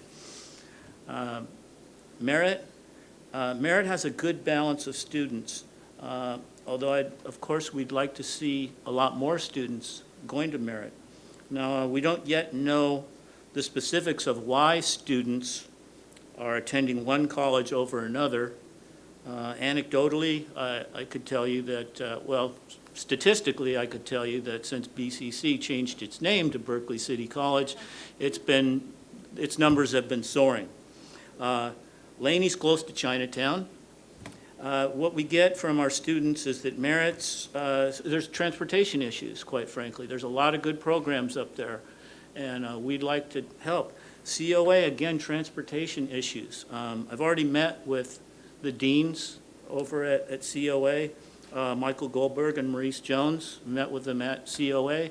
And then last Friday, they were kind enough to come over to a language school where we're looking into doing a 1+2+2 or just a 1+2. There's a lot of programs that College of Alameda has, particularly the FAA programs, and because I know I spent 1.5 years developing an FAA dispatcher program, got approval, and we dropped it. We aren't using it, and there's a demand for it out there. And so I'd really like to see, and I'm using College of Alameda as an example, but that's not our only interest. I would really like, our goal is to get out and meet with the administrators and faculty and staff at all the colleges. Whoops, I'm sorry, I should have hit that one sooner. Okay, updates, or essentially what we're up to now. All but the last bullet are essentially responses to Dr. Ray Wallace's report. With regards to the department name, some of you know it's been called a whole lot of things. Every sign is different. We've officially changed the name to Office of International Education for simplicity's sake, and I think that'll work for everybody. I haven't heard any complaints. As far as admissions, students are no longer required, or students applying to our colleges are no longer required to pay a tuition deposit before we issue their I-20 documents. Well, for those of you who don't know what the I-20 document is it's the document that we produce once we've accepted a student, and that document has to be carried with the student to the U.S. Embassy overseas. They can't even open it. And what we've been doing in the past is we've been making students pay for 1 semester. The last few years, we've been making them pay for 2 semesters before we would even issue that document. And a very high percentage of community college applicants, not just at our district, are denied for a variety of reasons. The embassies have their issues, and we're working on that. But what that means for us, or what it means for a typical student, at least this is my take on it, if I'm a student and I'm in China or anywhere, and I get to enroll at the community college down the street here versus the Peralta Community College District, I'm enrolling somewhere else because I don't have to pay. I don't have to fork over $6,000 just to get an I-20 when I have a 60% chance of being rejected, and then it takes 6 months to get my money back, or I don't even know, you know. And so we've done that, and that was one of Ray Wallace's initial observations.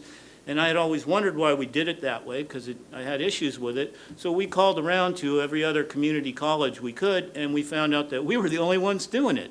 So I'm hoping that that actually helps with the initial application, getting more applications, because more applications from overseas ultimately will mean more students. And again, how we get around them getting through the interview process, that's something for another day. But we're hoping that this causes our applications to rise. As far as data collection, as many of you are aware, Vice Chancellor Orkin is really data-driven. So that is our focus these days, and I wholeheartedly support that. Currently, improvements are being made so that on-demand statistical data can be made available. We're currently testing an FSA Atlas program that we have, but we're about 4 versions behind, and we need to get it updated.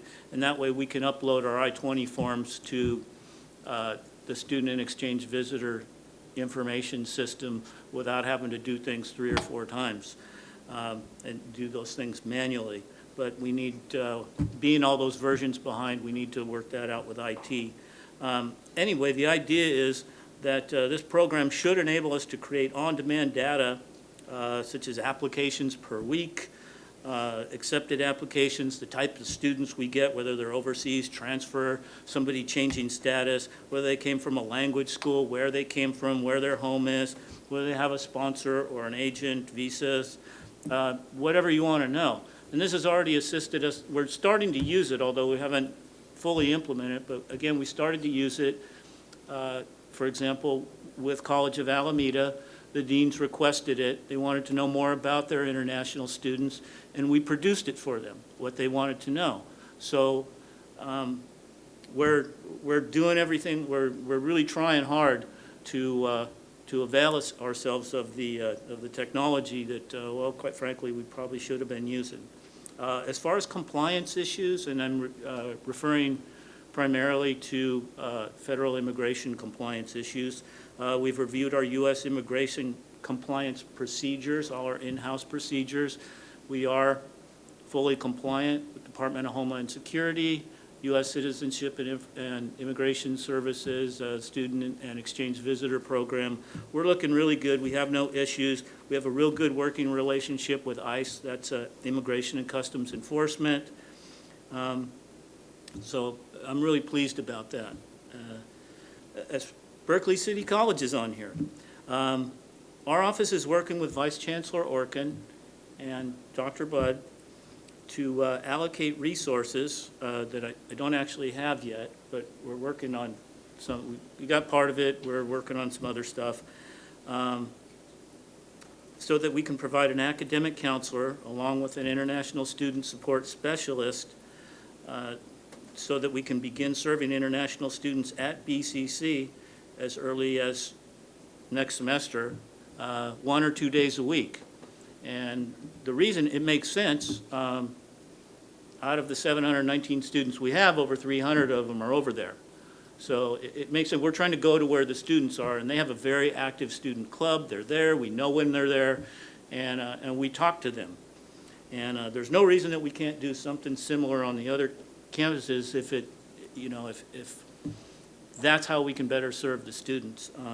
And again, the way we're going to find out is we're doing a needs assessment. We're creating a needs assessment survey for current international students through SurveyMonkey to evaluate international student services needs at all the Peralta campuses. And maybe those will actually also help us to further detail why a student may have chosen a particular college over another college without it being so anecdotal, you know, and how we can, what it is exactly that they need so we can provide it, and maybe through a collaboration, maybe we can work out, you know, shared resources through our office and the college to make it happen. Like I said, getting to the last bullet there, we're trying to integrate with the colleges. We're doing flex day presentations, kind of an international student overview, so everyone understands exactly how student international education works and what the students are responsible to do, what the best practices are for study abroad. We also oversee the study abroad programs for the district. Global Leadership Program, where the international students have the opportunity to meet with administrators. A couple of the staff are going around to the campuses and trying to get the administrators on board. We're participating in campus orientations whenever possible, collaborating with the VPs and deans. I want to do some presentation at the next VP and dean meeting. We're just trying to improve relationships. We attended a couple of the ESL meetings over at Laney recently. We want the instructors' input. We want to hear what's going on and clarify any misconceptions that they have. We had ESL instructors participate in our orientations, just the last couple, because again, we're trying to make, I'm making as many changes as fast as we can to develop a transparent program. There's no secrets. There won't be any secrets with me. You can ask questions. I don't have any issues with anybody asking questions. I won't get defensive, and I encourage that. I'd like to particularly thank Drew Gephardt and Thomas Torres-Gill, who've done a great job and in our office, but of course they've only been able to do that because the rest of the staff has been doing such a great job pitching in. We handle our office also oversees the study abroad programs. Here's a list of places we just went and where we're going to go. Local student interest in study abroad is increasing. This is probably a result of the improving economy. To be clear, our office facilitates instructor-driven study abroad programs at the colleges. We help with the proposals, We work with the instructor, we work with the VP of instruction, we handle the third-party negotiations and third-party contracts if necessary, insurance, waivers, that kind of stuff. Now, as an added bonus, in addition to the other items mentioned on the agenda, I've been asked to say a few words regarding F1 students and work authorization. Now, well, maybe you can't see it up there, but maybe on the screen you can see what any F1 student who gets a Social Security card to do any kind of work has that. Valid for work only with Department of Homeland Security authorization, so no employer can miss that. U.S. regulations regarding F1 employment on campus basically states that F1 students are permitted to work part-time on the premises of the school that issued their currently valid I-20 as long as they're maintaining status and meet the U.S. government preconditions. They must be on campus, limited to 20 hours per week, and they can be in any on-campus position. We advise our students to seek employment on campus at various service centers, the campuses and at the district, to submit a resume, and we let them know that they're not guaranteed employment. For example, at our office, all interested students are encouraged to submit resumes. Our office reviews them and looks at enrollment and academic performance, language skill sets and availability of the student. We conduct interviews and we try to determine that they have a sensitivity to the student population, comprehension skills, and if they'd be a good fit. Currently, we have 3 F1 students working in our office. The rest are local residents. As far as off-campus employment types, F1 students may be permitted to work off-campus after meeting a 1-year requirement and meeting the eligibility requirements for the following. Economic hardship, which means F1 student may apply to USCIS by submitting the application and the required documents for off-campus for up to 20 hours per week. Employment is authorized for up to 1 year, and it's very, very often denied. Optional practical training upon completion of their degree. F1 students may apply through USCIS to work off-campus in their area of study up to a year to gain practical experience before they either return home or transfer. And curricular practical training, they can apply to work off-campus part-time as part of a requirement for their degree program here at PCCD, they have to have a letter from their professor and the employer. I can give you the number of students in each program if you like, but I know you're kind of dragging on. Any questions? Very much. Are there questions from the trustees? We have Trustee Brown and then Trustee Withrow. I have a question. I'm wondering about the programs that we have at our different colleges and the study abroad program. And I'm wondering if there had been an interest in our logistics program, because there's so many, since we're at Port City and we have this logistics program, we don't seem to have a visit to port cities that are in different countries. And I'm wondering if that's been something that's been explored, or our culinary program. And then the other question was, I was just wondering, it looks like we have a very small number of students from Central America and from Mexico, which is so close to California. And I'm just wondering how those things, how that came to be. Let me see. Let me try to address. Okay, first the logistics. There hasn't. Remember, all the study abroad programs, for example, those are faculty and student driven. So if nobody wants to go, I'm not going to push it. They're not usually driven. The culinary program, though, I actually did try to move that forward, because that would be a great program for international students, because it combines with our ESL program and the culinary expertise. Wherever you go around the world, every 5-star hotel, 4-star hotel, if you eat at the restaurant or a nice restaurant, if you eat there, they're speaking English. And it would be a great opportunity, and I saw a lot of possibilities with it, but at the time, I think the culinary program at Laney was revamping, or I know they were doing something over there, and nobody wanted to pick it up. So it was just an idea I had. And, gosh, I'm sorry, it's kind of late. Can you help me out here? Well, I was also wondering about Mexico and Central America. You know, the previous, the Vice Chancellor never made it a priority to go down there, but he wasn't alone. Most of, for whatever reason, those countries, they aren't what are known as source countries. They don't send a lot of students, not just to us, they don't send students to the United States. I imagine it's because the money's not there. They're not emerging countries, and they're also close to the border. A lot of folks might come here to work versus folks who may come here to go to school and work. So that's, and again, that's just what I've seen and discussed with people anecdotally, so we've never pursued it except to go, we've been down to South America a little bit, and our results weren't favorable. Trustee Withrow. I'd like to segue from what Trustee Brown was pursuing.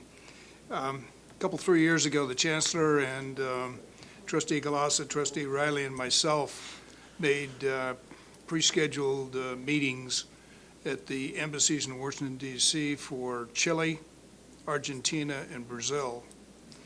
All three of those countries were, as represented by the embassies, were very enthusiastic about sending students here. Chile especially said that of all of the states in the country, that California was the one they related to the most.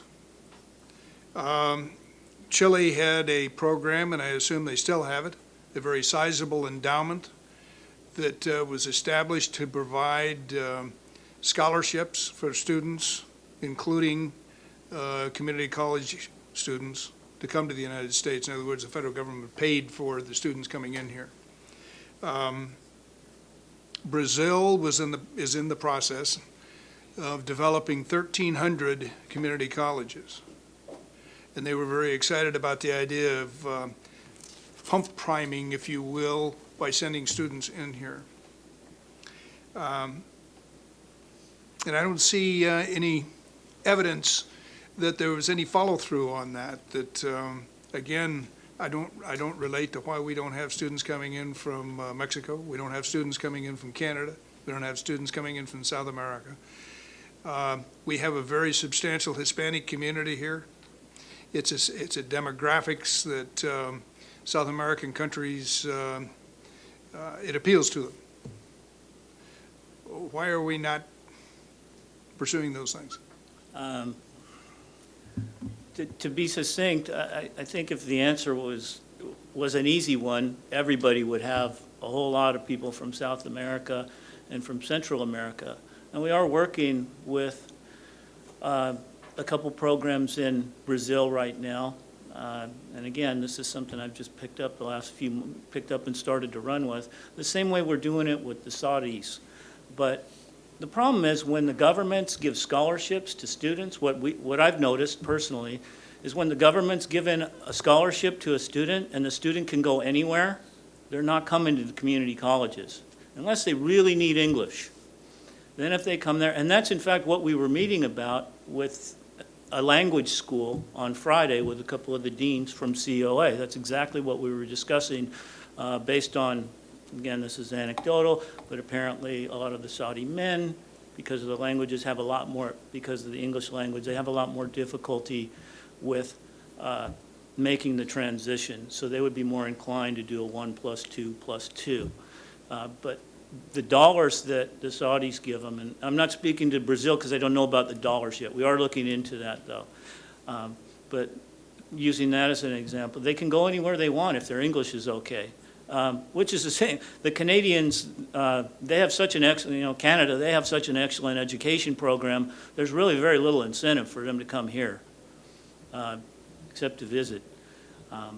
So I can't, I can't speak. Like I said, with Central, South, with Mexico and Central America, we're not alone there. As far as no one here in the Bay Area has any of those students. They're just not what are known as source countries. Brazil is an emerging source country, so you're right on the money there. And it is some place to It is a country to pursue. How we would do that on our limited budget, I really don't know at this point. That's something I will look into, though. Thank you. I have one question, and that is on recruitment. What procedures do we use institutionally to recruit? In the past, as you know, some of the administrators took trips abroad and actually consulted with groups there and apparently engaged in recruitment in some way or another. And I just wondered, are we taking trips abroad, or do we have point persons situated in different places that we use, that we consult? And in some districts like UC Berkeley, the recruiters are paid a certain percentage of the returns from students coming, et cetera. Are we employing any of these? I guess no, and yes. We have not taken any trips. We don't have point people in other countries, and we have in the past employed some of these. We haven't taken any trips because the international budget has been slashed. I'll quote from without getting too far, Ray Wallace told me that our travel budget was ridiculous. I mean, I think it's $15,000. Whereas, if you go to the Foothill College website, for example, they tell students where they're going to be. There's page after page after page: Beijing, Shanghai, Hong Kong, Indonesia, Japan, Thailand, Malaysia, Korea, Vietnam, Germany. I could go on and on. They spend a lot of money, and through the use, that's our main competitors. I don't want to discuss our recruiting. I don't want to give away what we're trying to do to compensate that, but everything that's cost neutral, we're doing. And I'd be happy to share that, not in a public forum, because I think we are making some strides. But we are looking into having agents, but again, I have no way to pay them. It's not in the budget. Again, it's something that I need to take up with whoever's somebody above my pay grade, apparently. All right, well, thank you. And I think there's one more question, Trustee Handy. Yeah, I think this is something that has to be put on the agenda for another discussion. One, the international program has been a very successful program. It was built from scratch by Dr. Ong, and it's been very successful. We've made a lot of money. We've had a lot of students come in. But with Dr. Ong's departure went the institutional memory and the contacts and the connections. That's a mistake that we should never, ever make again. It was like our program was built on one person. But to hear that we are not doing any travel or that the budget has been cut, that's unconscionable, because international funds are not subject to the 50% law. The money that comes from international and out-of-state funds come directly back to the campus. I would like to see, when we have our next meeting, exactly what the decrease in students have been since the changeover, what the change in revenues has been, and how we're planning to compensate that. We can't, I saw you said data-driven, we cannot do it, we can't sit at our desk and punch, as you said. It has to be someone that's going out there and actively recruiting. That's why the program was successful before. There are numerous articles about complaints about Jacob traveling, but along with Jacob's traveling was the money that it was being brought back to the campus. So we, as a district, really have to look at the change of this program and how we're going to support this program and how we're going to keep it a viable money-making program, because we really need those funds to sustain other programs. Now, one question I did have with reference to study abroad, you said that at this point they're going to be looking at supporting studying abroad. Now, from being a member of the foundation, I know that this college did not support our individual trips, like Dr. Siri Brown's trips to Ghana and to Cuba. All of the monies that, for the phone calls, the incidentals, to set those things up, there was no support coming from the college, and that was actually part of that program. And I know because she would come to the foundation looking for funding. Right, I I didn't say we were. Oh, no, that's, my question is now international program going to try and support these study abroad programs with those components that are very important to make them function? I don't have any say. I'll be honest with you, I have no say in the money that's put into my budget. I have to go, I don't know. I'm going to meet with, it's my understanding, I'm going to meet with the strategic management team and make my pitch about what we need. Again, I've done everything that I can that's cost neutral. And Right, we have higher, theoretically, we have more money than we've ever had because FTEs are higher than they ever have been. And I'm trying to do more to get applications in. But I talked to an agent from Vietnam who lives in the community, and she said they've never even heard of the Peralta District over there. Right, but we've had students. So what I think what we're hearing is that you need our support. We need to support this program. I do believe that we have to look at this program, in the entire program, and see how we're going to help it to grow and not lose any traction that it had before. So I know that you're stepping into some shoes and that you were there working, but I know that this is a whole different area. But I'm hoping that this can be put on the agenda for discussion about how we're going to support this program and how it's going to move forward. And also to make sure that the resources are there to do the recruitment that we need, because without the diversity of the international programs, it's a benefit to all of our students, including the international students. So thank you for your presentation. All right, thank you, trustee, and I certainly, and all members of the board here, agree with your assessment. The cultural richness that our students experience is invaluable, and at the same time, the money that comes in, as you already mentioned, is not under the same kind of restrictions as other resources, and is very beneficial. And we, the board, have been very supportive of the program. I want to thank you for making sure that the students are taking maximum classes, and therefore the resources we're receiving from their engagement is very positive. So I want to thank you for that under those circumstances, and we will definitely review this and do what we can to support an extremely important program. Thank you for your report. It was very thorough. You covered every one of the issues, and then maybe even beyond. So thank you. Thanks for having me. Mr. President, I'd like to have the board consider the consent calendar. The consent calendar is the next item on the agenda. We have a speaker on item 23. We do have a speaker on the consent calendar. I think I heard a motion and the second by Trustee Gonzalez-Yuan. Motion by Trustee Riley, seconded by Nikki Gonzalez-Yuan. The speaker is item number 23, Matthew Gold, on item number 23, which is a tentative agreement between the Peralta Community Colleges and PFT. She's still here? And Matthew Goldstein is the speaker. Is Matthew here? Yes, sir.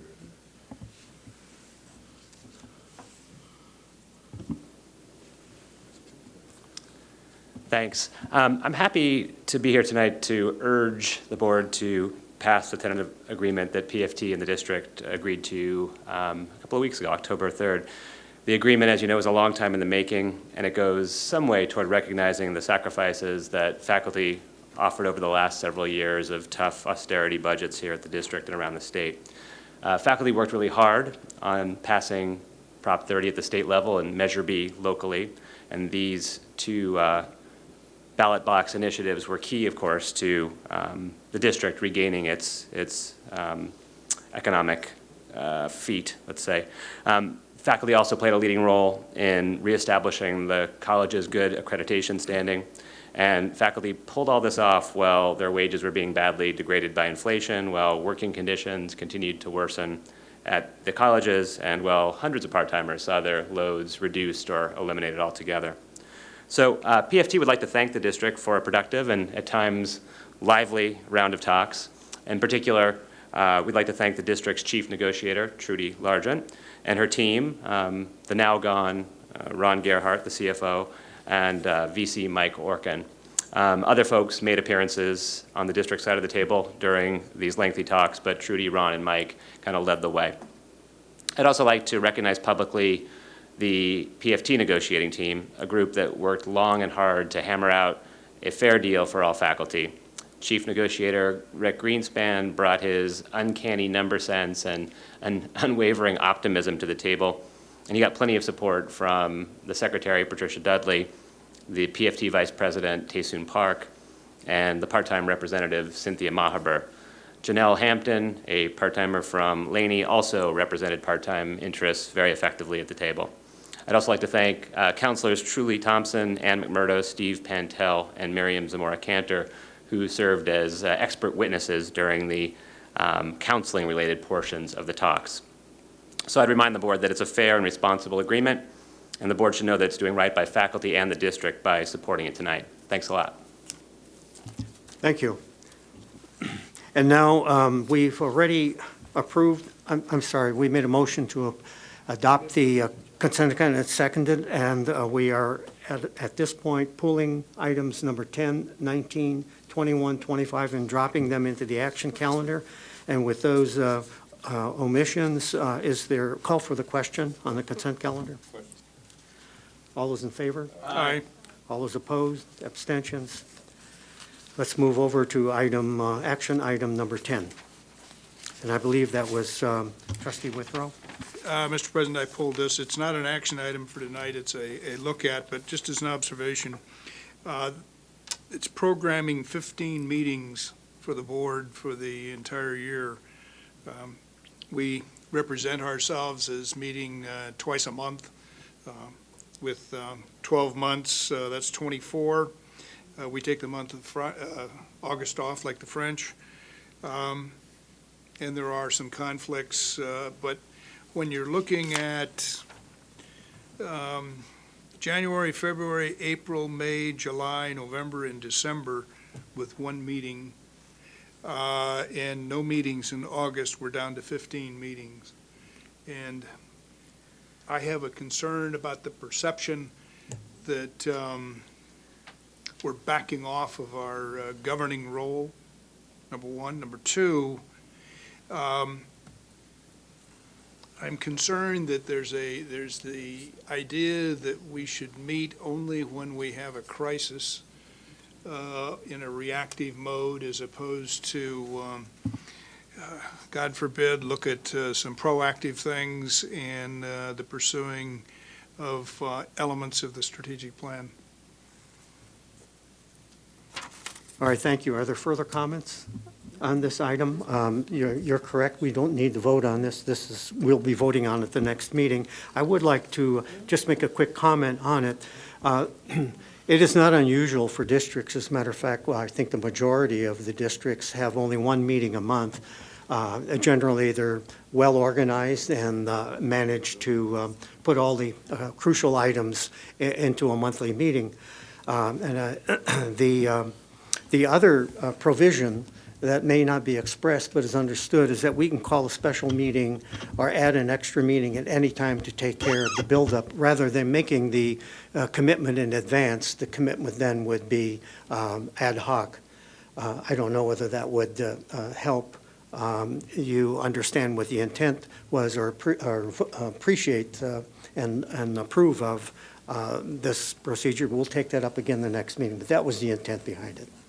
And we certainly have an obligation to serve the community, and I think all of us are very conscious of our obligations to the community. And with that, then we move to the next item, just in the order of numbers, number 19. And was that yours, Trustee Gian?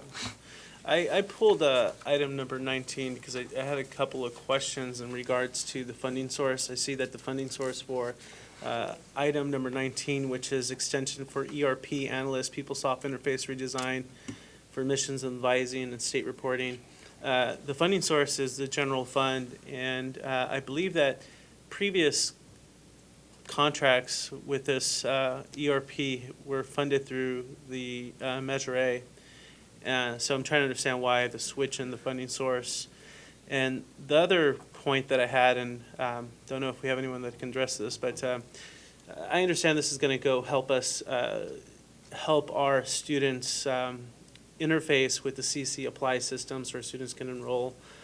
To me, when I've tried to enroll in classes, it's been very cumbersome.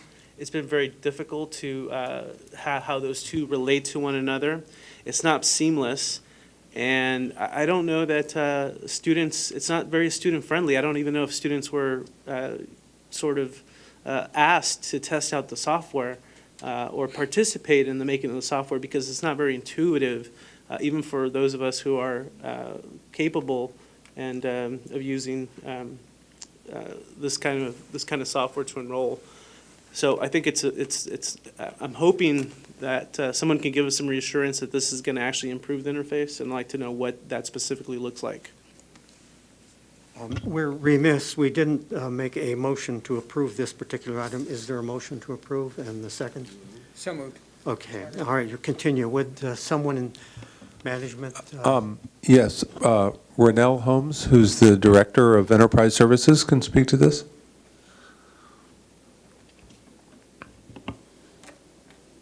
Good evening. How you doing today? It's good. Well, you had a few questions. One of the questions were, what is the funding source? Well, what we're going to use is salary savings from a position that has been vacant since May. And the reason there was a change in the funding source was because we used ERP analysts for a different project. And then we're continuing to use them for other items, for example, the CCC Apply interface. And we're using them because they have good expertise in what we're doing in terms of the CCC Apply as well as PeopleSoft consultants. So they're very good at what they do.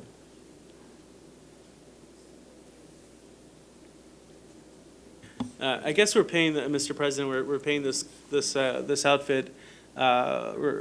We're augmenting their budget by $40,000 to $108,000. To me, that seems like a position that could be sort of staffed up. We're under-resourced in the IT department, that's no secret, and we continue to use some of these consultants. But I'm wondering if the analysis has been done to determine whether or not that this is better to be filled by a classified position as opposed to a contract, on a contract basis. Well, there has been extensive analysis done on the best way to help the students get into the system better. And we have identified that there are certain things that need to be done because of the financial aid project as well as the student success initiatives. And so we've been able to narrow down the important things that are needed to make this happen. And I assure you that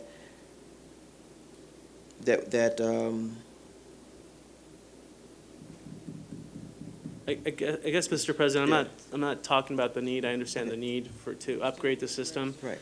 It's more of where the money's coming from and the need for a consultant as opposed to a classified staff, and that may not be a question that you can answer, and I totally appreciate that. If I can interrupt, I just wanted to get a clarification and perhaps ask someone else who can provide insight into this. My understanding was this is not part of any, we're using our funds because this is not directly related to our overall strategic IT plan, and that this is a requirement by the Chancellor's office in part to improve the management information system for conveying information to the Board of Chancellors system. Is there anyone who can respond to that, or do I have that misunderstanding? I think the item that we're discussing right now is the CCC Apply continuation. And CCC Apply is the state-run, well, it's a state-level software that allows students at any community college to apply for enrollment at a particular district. And in order to have that work properly, so the State Chancellor's Office is coming, and the company that's the vendor is coming out with a new CCC Apply instrument that's supposed to be more user-friendly, easier to navigate, and also more to have the capability for individual districts to be able to modify it and customize it. So in order to get information from CCC Apply to our PeopleSoft system or to anyone's enterprise system, there needs to be a program that translates the CCC Apply information into, in this case, moves it into PeopleSoft. And in this case,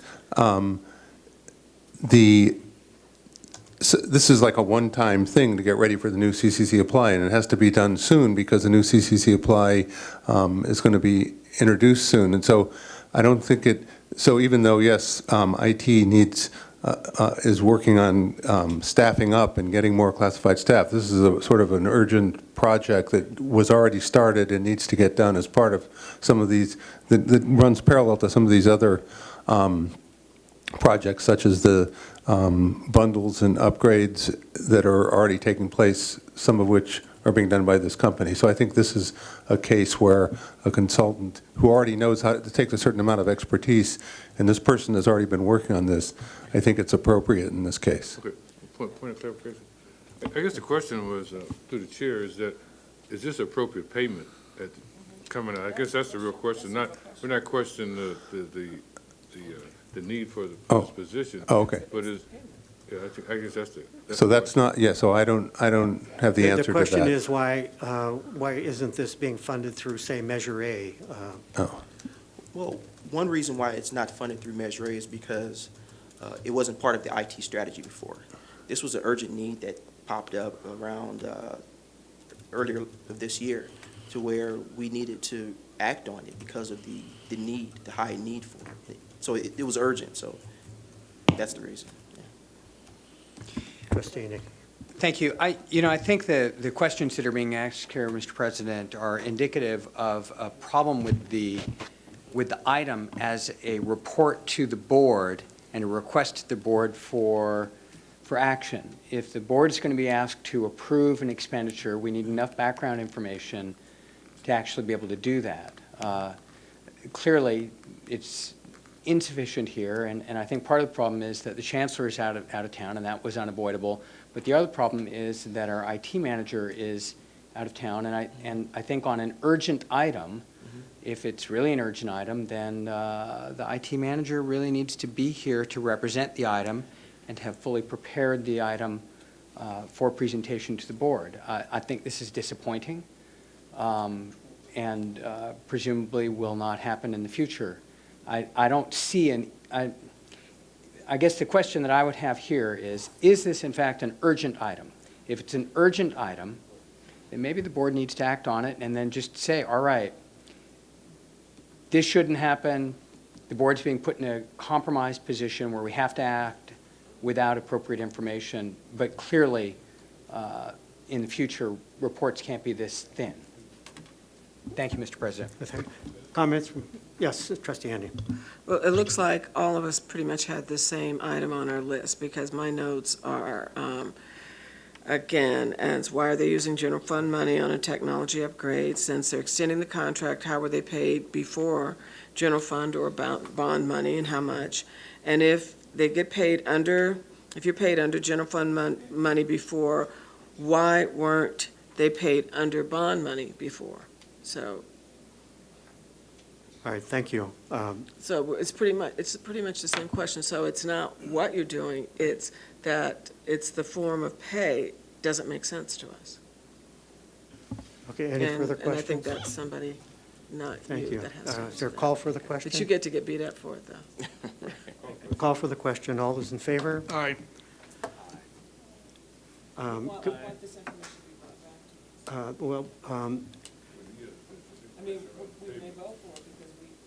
You want this, yes, you're going to vote positively on the basis that we're going to get information, more information as best we can. I believe then we can just direct the chancellor, who is recommending approval, to look into the concerns that have been expressed by the board this evening, and then at a convenient time at our next meeting to share, once again, a clear rationale for the expenditures that are here. And with that, now we'll call for the question again. All those in favor? Aye. Maybe we better have it's hard for me to see who's voting. I can, Just raise your hand. we're watching. Okay. All those in favor? Aye. And somebody's counting the hand. All those opposed? Abstentions? Well, it looks like it's unanimous. All right, thank you very much. And we move now to item 21, and I believe Linda Handy, Trustee Handy, that you, Nikki started it. what? I'll move this item for discussion. All right, this item is moved. Is there a second? Second. Okay, discuss. Okay, so this again is a technology item, and again, the background information is somewhat lacking. I guess the only question that I want to discuss before we even move anywhere else is this an item that we can put off until our next meeting? Because if it is, I'd just as soon avoid a lot of struggle and questions that can't be answered, et cetera. So I'd like the administration, Mr. President, to respond. Can we put this item off for until our next meeting? All right, and who would be most appropriate to express a view on this item?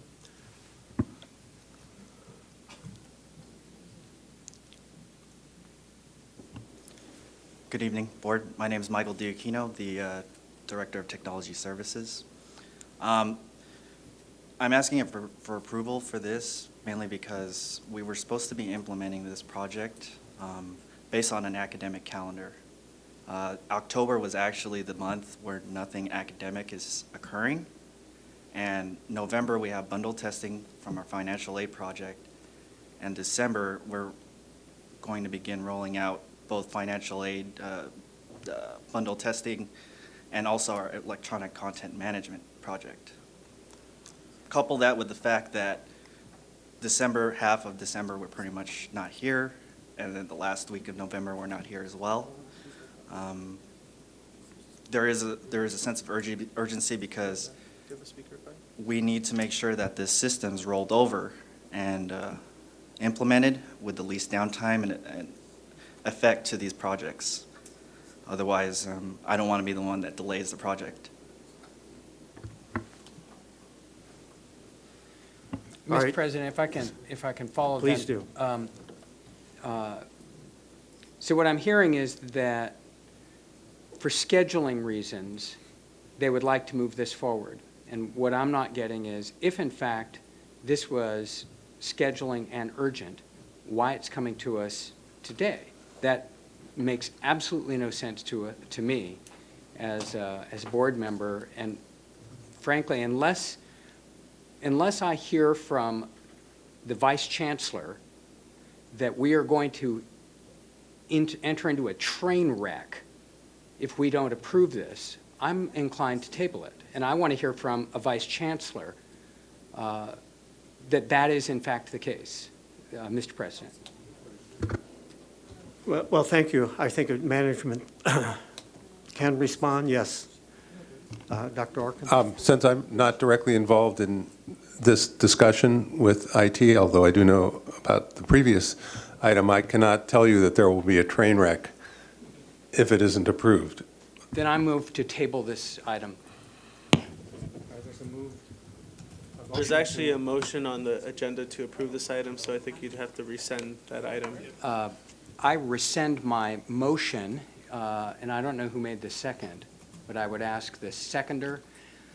Actually, I think a motion to table takes precedent, and if we get a second, then there's no debate on the motion, and it's just a vote. Actually, when you table something, you actually kill the motion.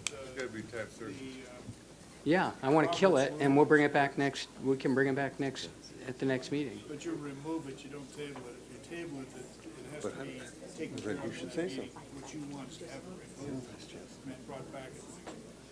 And as a seconder of it, I would support that. All right, so the motion is withdrawn. The motion is withdrawn. We don't have an actual motion right now. All right, the motion is withdrawn. Do you wish to make a new motion? No, I think there's no motion, and we don't need to act on this. Your motion is, when we approve this item. Mr. President, I move approval of item number 21, so we can further discussion. Can I just, They removed it. So there's a motion on the table for approval, seconded by trustee by Dr. Riley. There's discussion. I think Trustee Handy wanted to speak on this item. Yes. Proceed. This system, you're asking us to approve a system where you have brought in new vendors. We have a huge investment in a Cisco structure. You're now asking us to bring in another company. Now, I've been here for 11 years, and when I got here, it was a mess because we had multiple systems. We spent years committed to narrowing it down to two systems. Now you're asking us to take at faith that you're bringing in now another company without any of the details, any of the support information about how this is going to go. You're saying that you're piggybacking this, not a bid system, but you're piggybacking this. But we are not getting any of the figures that I believe that I have a responsibility to the community. I am a taxpayer. I have seen this black hole of money just being thrown down. And so you come to us and you say, we got to have this now. Well, I'm not buying that anymore. I cannot vote for something when I have not had the proof that this is the best thing that we can do. It's not the need, but it's the process that I have a difficulty with. And it's just, there's just too many open things. How much money are we going to lose? How much of this is redundant? How much of this is replacing equipment that was replaced recently? Why are we now bringing in a third person for a system that needs to talk to each other? A whole different company. Why did it go out and why was it not talked to with the company that was providing the system to all of our colleges? I don't think you have those answers for us. Actually, let me respond to that. So I didn't know that you guys did not get the supporting documentation. This was actually in review from September 24th. So let me explain what the process was and why this is important. I wrote a business case for Vice Chancellor Gerhardt, and he had reviewed it and went ahead and said, go ahead, write the board agenda for this. But in that business case, I had laid out our current district offices, which is what this network infrastructure is going to replace. We have no items in, well, let me take that back. We maybe have about a handful of devices that are still covered from 3 years ago under support contract. A lot of the equipment in our data center is actually end of life or end of support. So we don't actually have any support contracts per se with our partners or with Cisco on a lot of the equipment we have. And that's mostly because of, yes, our choice on we either could not afford it and, or it was just not budgeted out correctly for that. Moving forward, when I came here, I looked at the IT strategy project. Now, a lot of these projects are applications projects, meaning I did not see anything in there about infrastructure. All these applications need a network to run on. They need servers to run on. Now, for whatever reason, I told Calvin, you don't have any network upgrades. Your last upgrade was about, I believe, 8 years ago. And the equipment we have now will not be able to I cannot realistically guarantee you that the network will still stay up, and we have a contract for a vendor to come in and make sure that the system's still working. So we went ahead, and I went ahead and contacted Any Systems, which is representing the I call it the best of breed. I went ahead and contacted Cisco and HP. And this is why I'm kind of surprised to hear about that you guys did not get this supporting documentation. The figures that came out, We have documentation, but that doesn't mean it means anything to you, and that we don't have questions. absolutely. Questions. I saw the documentation, but I still have no questions. Okay. Trustee Brown. The explanation that we're getting now is clarifying things more so than the board report does. And the problem that we have is our duty and our charge to review these things and make responsible decisions. And when the process of delivering the information to the board omits the background documentation, it leaves us with questions and concerns that then come out at the meeting and create a sense of worry that could easily be avoided. And my first board meeting in December, we went through an IT contract, and we talked about the process that we needed, and we talked about the documentation that we needed, and we talked about tying the contract items back to the IT strategic plan, and then there was a IT master plan that preceded the strategic plan. And so we've been through the documentation and board delivery process. So this, I think, conversation we're having now has a solution, which is the documentation. We will read it, and we will ask for it.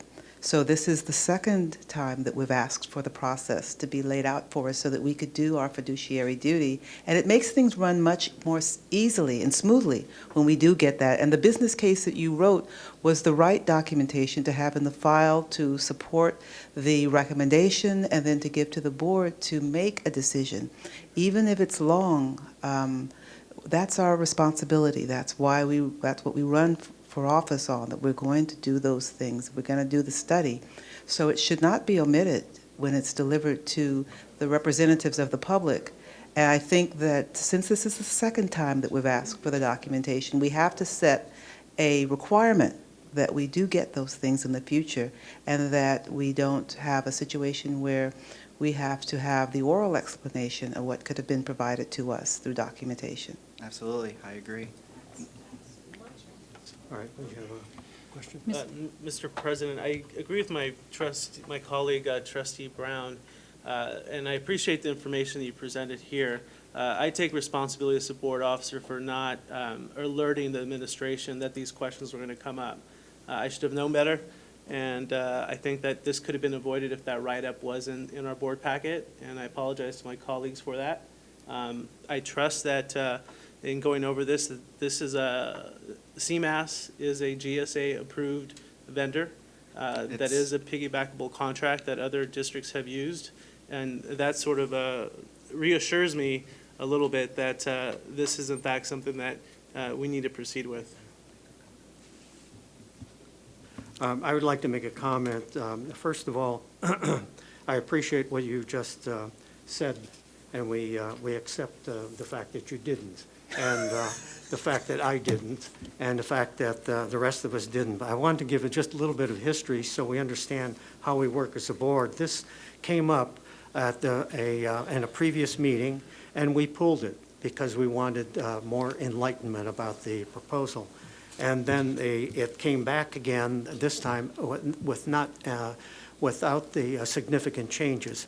There was backup information that explained in great detail the bidding process and the payment process and why one company is chosen over another one. Where this report is deficient, I myself feel I understand what is taking place here, but that doesn't, because one person does, it doesn't mean another one does. Also, I don't have the technical background to be able to explain precisely what it is, but this is, as has been pointed out, this is a wiring problem. All of us are aware that from time to time we have to throw the stuff out that we bought for $2,000 or $3,000 and start over again. And often case, it's also a limitation of the network itself, able to hook different devices to it and to communicate. But I will accept that the description in the documentation that we have received may be inadequate to really, for all of us to understand precisely what is going on. And the other thing that I lament is that it was not directly tied to the strategic plan, as Trustee Brown pointed out. I would like to say that the Chancellor is responsible for the negotiating and executing this problem.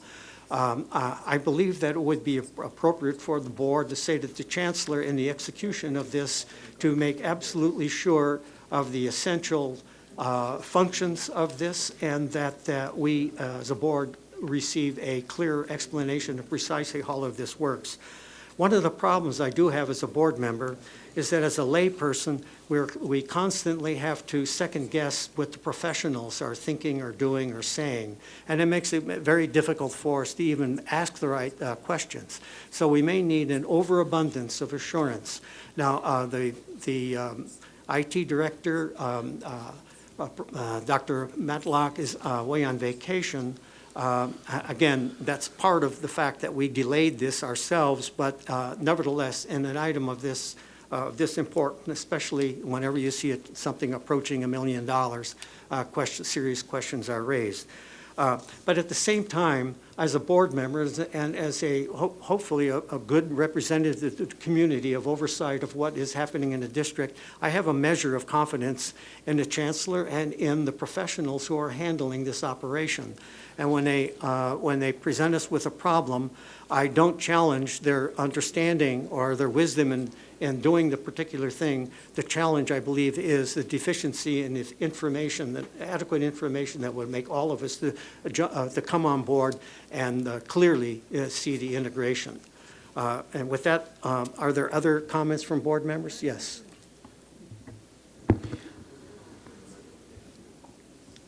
I think I want to echo everything that the previous speaker said, except for the conclusion, which seems to me to lead to the idea that we should approve this.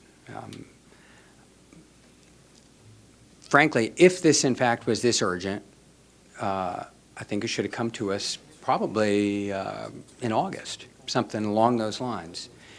This is an item that is a $700,000 plus item.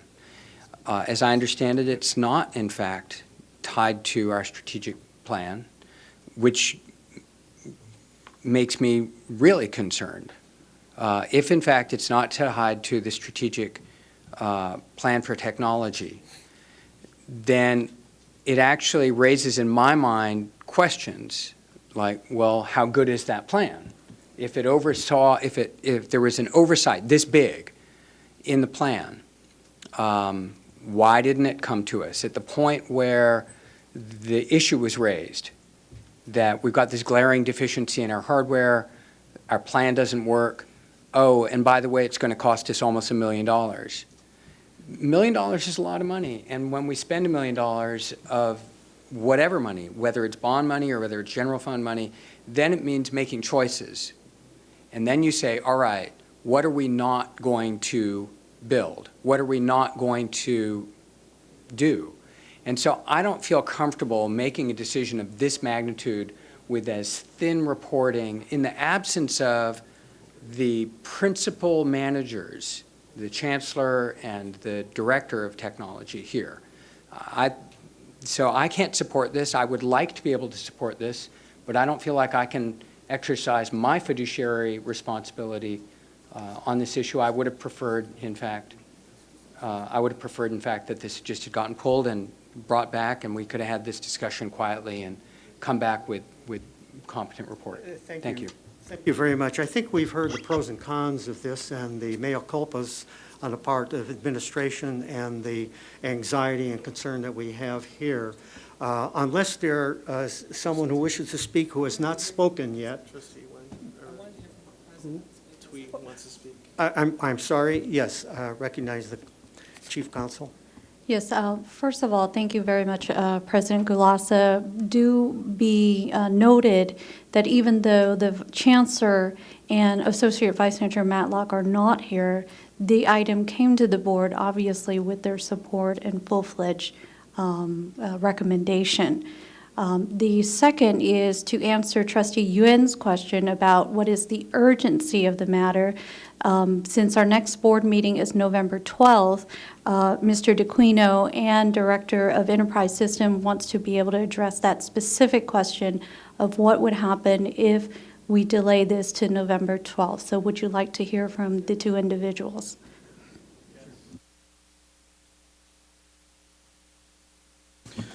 So if we delayed this project or this approval anymore to November 12th, a lot of the projects are at risk. Like I said, our network is the lifeline for these applications, and all the projects that we're working on currently are application projects. Financial aid, bundle testing, ECM, Google Apps. Many of these projects run on a network. And if we don't fix our network, if it goes down, or I hate to paint these kinds of scenarios, but realistically, if it goes down, if our core goes down, students can't register. Students can't check their email. Disbursement of financial aids. I don't like to paint pictures like that. I'd rather be a proactive person and try to fix our situation beforehand. Like I said, I had turned in this paperwork in September, and that's why I'm really surprised that you guys have not received this paperwork for review.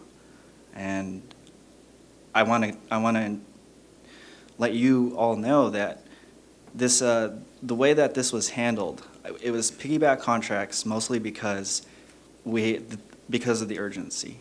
I can tell you, if you haven't seen the figures, the vendor chosen is $200,000 cheaper than that.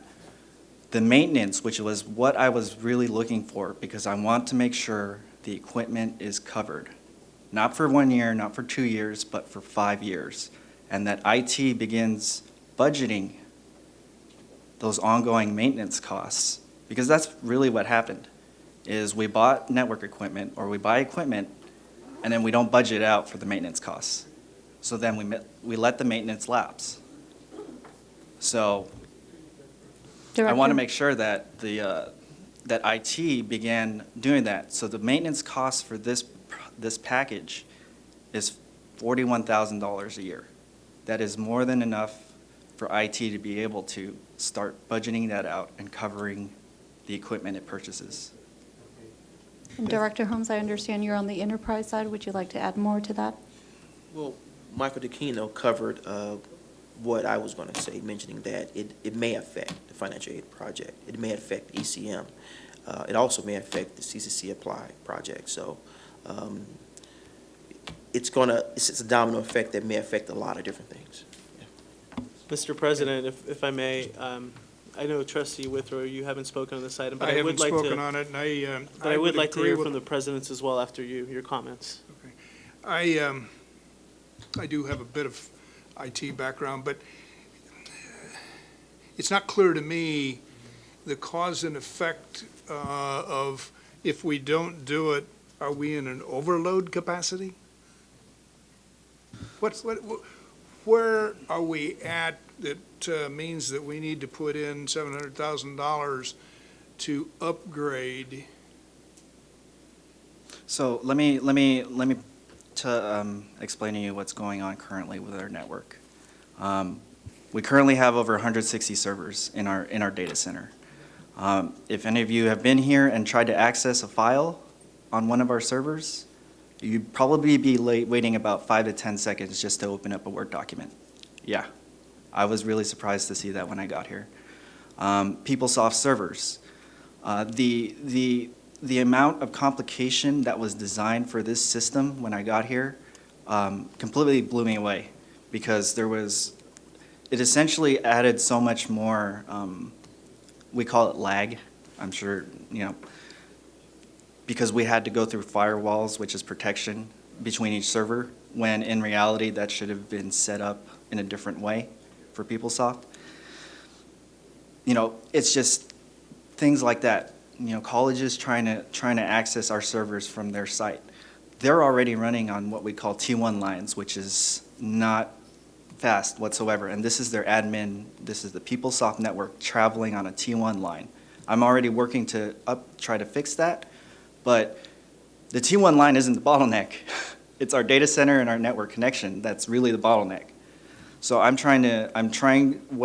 I did with this project was increase the reliability, increase the availability. These were all requirements from all the vendors and the partners. so that if one piece of equipment ever went down, the system would continue on and take over while we replace the broken, defective equipment. The reliability, same aspect. The performance, we're going to see from regardless of who the vendor was, the requirements were all the same. The performance needed to be, a lot faster. I needed to load a Word document in 1 second, not 10 seconds. I need to be able to access PeopleSoft and not wait for that spinning wheel for about 5 seconds. So, Mr. President, if I could follow up on my question. Please do. There's an issue of a capacity constraint that could cause a system crash, okay? it's more along A those. lot of the characteristics that you're talking about have to do with interface kinds of issues that are not as fast as we would like. Is that right? Yeah, that's correct. Okay. Now, from the standpoint of the operation, the institution here, what is the downside of not doing this? If we wait any longer, like I said, implementation of this project is going to be difficult. It might span a couple months versus me being able to implement this in a couple weeks. Because of the projects that are going on and the downtime that is not acceptable to those projects, and the resources IT has at hand to be able to make sure that the implementation plan goes accordingly, we just, that's part of the urgency, is that in order for me to be reliably say that this equipment that we're going to install will cover our needs and make sure that the projects move smoothly, I can't say that if we delay it. And I've already, explained to Calvin and Vice Chancellor Gerhardt, or Associate Vice Chancellor Madlock and Vice Chancellor Gerhardt, that if we delay this project anymore, we're running on equipment that is not covered. If our core routers fail, which is where all our internet traffic goes through, if those fail, we have nothing coming into the district. And unfortunately, those routers are not covered. Okay, I thank you very much. I think at this point, we have enough background information. We have heard from all of the trustees who wish to. We have not heard from the student trustees, and if they wish to make a comment, we would welcome that. And then after that, I think we're ready for a vote. Well, I think that if they don't go ahead and move forward with this project, like he said, there's going to be serious complications. It's definitely for the students when they come into the next semester. Also, the financial aid going forward with their project. So it's going to affect the whole system. So what they're saying is the system has to be implemented in order for the system to run smoothly, effectively. And that's my thought on that. Thank you. Thank you very much, and Trustee Wiley. I think as a student, they require me to take at the class online right now, and I don't see I have any difficulty at the class online. And I have no comment about is this 100% sure if we add the new equipment to make the network to be more efficiency or not. And also, I think the network is not really brings what is the difference right now, or what can we see in the future, because I'm just a student, so I have no idea what is the I just want to be honest, right? And when you talk about some very professional key term about the network, and I don't understand, and I don't want to. And as a student, I just try so many ways to add the class I want, no matter if I go to the admission office or online, and this is. Thank you very much. At this point, let's call for the question. All those in favor? Aye. Aye. Aye. Opposed? Nay. One opposition. Abstentions? One abstain. All right, the motion carries. Thank you. And let's now move the next item, and that is, let me find my page here. That's item.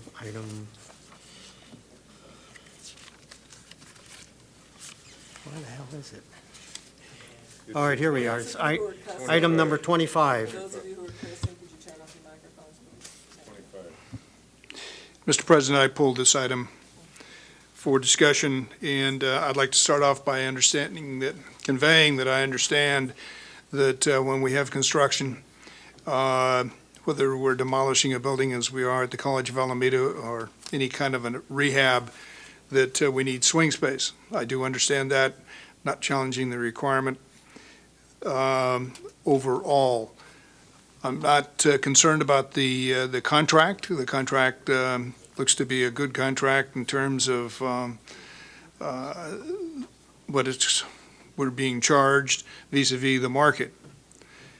What I do have concerns about is the utilization rate of the spaces involved. We have 860 Atlantic, which is kind of a combination building that both Merit and College of Alameda participate in. And we were provided this evening a diagram showing where the Merit program would be and where the balance of the College of Alameda programs would be. And then we have a X number of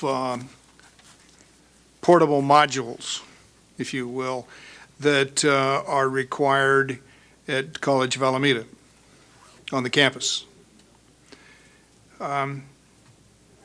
Again, there's no question we need modules. What is not clear to me is the rigor that has been used to define the utilization rate of the spaces involved. Obviously, if we use a higher utilization rate of 860 Atlantic, we need fewer modules on the campus at College of Alameda. And we're If I may, talking and I just- 1.8 million here. Bill, for one, Yes. motion to approve this item. We need a second. Move to approve the Cougar Village, item number 25, mobile Just modulars for discussion purposes. And then we proceed with your Yeah, discussion. okay. Okay, and there's Okay. a second. Anyway, that's Is the there a bottom second? line. And what I would propose is that the motion for this board make it approving for moving the contract, which there is a sense of urgency on, as I understand it, that the contractor either wants a yay or nay, that we approve that, but reserve the quantity, if you will, of modules until the following meeting, so that we can assess from a prudent standpoint the utilization rates that are being used here. Mr. President, I agree with Trustee Withrow's comments in that it's up to the chancellor to negotiate that contract. So whatever the contract looks like, I think that can be delegated to the contract, but we can approve that item. So, last point of clarification, I believe Withrow's motion was to merely approve the purchase, we'll say, but with the actual quantity in reserve, that we would make that decision at a subsequent point. And your modification is that we drop that in the chancellor's purview, that he would make the evaluation of the That's quantity? right. I think that the administration, hearing the wishes of the board, that the administration come back with that analysis for us in terms of what the need is. Okay. All right. So there is a motion on the floor right now. Is there a call for the question at this point? Right. Okay. All those in favor? Well, I'm sorry, Trustee Brown. Could you restate the motion, please? Yes. The motion is that we approve item number 25 with the understanding that the quantitative issue will, now this part I'm not clear on. Is it come back to the board, or it's something that is? The chance to report back to the board in terms of the quantity of modules being procured. Okay, let's look at this a little more clearly. The Chancellor reports back means that he's made a decision and he's letting us know what the decision was. Okay. In your case, you would like the decision to be discussed with the Chancellor present, or are you delegating to the Chancellor the responsibility to do this and then report back to us? I would prefer to have the rigor established in this, quite frankly, as a carryover from a lot of the items that we've discussed tonight. The information that is coming to the board is not complete. And so my modification to the motion would be to approve it, but restrict the quantity, X number of modules, until the Chancellor reviews the utilization rate and reports back to the board. Mr. President, I just wanted to, we are not, currently the way the language reads is that it's a not to exceed amount of 1.6 million.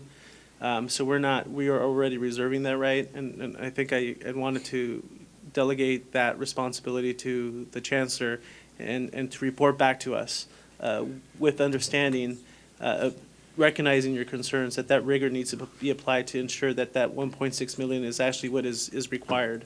Well, what if it comes back at 25%? What if it comes back and the Chancellor says, well, we've done an assessment and the utilization rate is going to be 25%? Are you going to be happy with that? No, but I doubt that the Chancellor would enter into a contract of up to $1.6 million if we have a utilization rate of 25%. Well, then, if it's not coming back to us, and I have no problem with delegating, we should give some parameters to the Chancellor then on the utilization rate that we're looking for. Are we looking for 60%, 70%?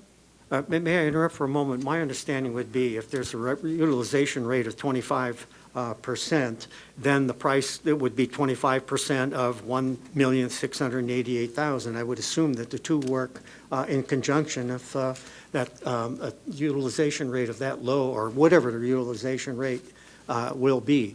I think underlying this, if I can make a little, is the fact that we have a building on Atlantic Street, and that building was originally intended to serve as swing space. So it was a surprise to a number of us that we understand that building is not being used in its entirety.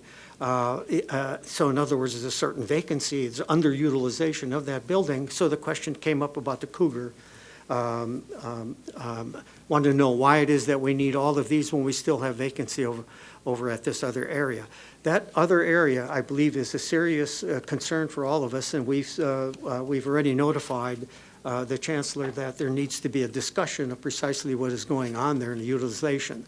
But in today's case here, we're seeking to move forward with this with the proviso that the Chancellor is going to take due consideration of the utilization rates, and then come and report back to us his decision and also his rationale for that decision. That's my understanding. And the Atlantic issue, which is not on the agenda, is something that we need to discuss in detail. I see a hand up. I suppose it would be appropriate for me to recognize Vice Chancellor Carl. Thank you, Mr. President. Let me give you some Wait, quick excuse me. information. There's a move to extend the meeting by 10 minutes. Seconded. All those in favor? Aye. Okay, proceed. Okay, let me give you some information, and this will probably help you to make the decision tonight. As you are aware, Building C and D for College of Alameda that we're trying to replace will be demolished. The existing structure has 75,000 square footage area that is currently being used for instructions at College of Alameda. So what we are attempting to do is to find swing space for those programs that currently exist in Building C and D. So we looked at 860, and then we made a decision in collaboration with the college to move the sciences over there, which is the chemistry and biology department. So the total square footage area for 860 Atlantic is 25,000 square footage area. But out of that 25,000, only 14,500 assignable square footage area is being used for instruction. Out of the 14,000, Merit College Genomics program has 4,550 square footage area. Then the rest of the space, which is about 8,330,000 square footage area, is for biology and chemistry. Now, the question that the trustee is asking tonight is, what is the effective utilization of these spaces throughout the whole day in terms of efficiency, which is how you determine capacity load ratios? But the thing is that we are trying to replace about 63,350 square footage area of that 75,000. We're not replacing the whole area 1 square foot for a square foot. So the existing Cougar Village is 30,000 square footage area. So what we're trying to procure right now, which is 15 portables, is only 23,520 square footage area. So whether we are able to purchase all of that 15 will be decided when the colleges, College of Alameda can provide utilization of those space throughout the day. How many times are you going to be having classes when you plan your schedules next semester for these portables? So that is the issue. So that information will be able to get details of that and provide it to the chancellor. So my recommendation is that we approve this contract as has been suggested, and then give the chancellor the opportunity to negotiate how many portables that we will actually deploy based on the utilization rate that the college will provide to the chancellor. All right, we have a motion on the floor, and there was a request for clarification of that motion. Then my understanding now, the motion is that we approve this and give the chancellor the authority to review the number of buildings to actually purchase, and then to give the board in the immediate future a rationale for his judgment. I think that's a little crude and clumsily stated, but I believe that's the intent of the motion. So call for the question on that motion. And all those in favor? Aye. All those opposed? Abstentions? Nays? Motion carries.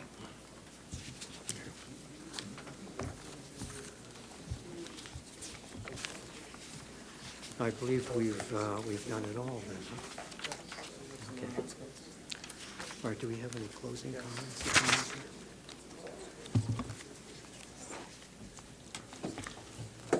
So just some comments before closing, Mr. President. Wanted to remind the public that the board is planning a special board meeting on November 12th in lieu of a regularly scheduled board meeting. We will, I think many of the managers have gone through the Oz principal session training. The board's going to be going through the same training so we can speak the same language apparently and get on the same page. And that's going to be from 1 to 3 here in the district boardroom. After that, we're going to take a 1-hour break, and the board will be retreating to the Bellevue Club over by Lake Merritt for a board retreat to talk about strategic planning specifically. The next regular board meeting after that is December 10th here at the district office. And I don't know if any communities in our service area are having elections tomorrow, but tomorrow is election day for those communities that are voting. I'd like to wish everyone a safe and happy Halloween, Feliz Dia de los Muertos. And we want to salute our veterans on Veterans Day as well, which is on November 11th. The Peralta District will be closed in observance of Veterans Day on November 11th. And I think that concludes the comments tonight, Mr. President. Thank you. Is there a motion to adjourn? Yes, there is. Thank you. Man, it's okay, Nikki. No, I'm not.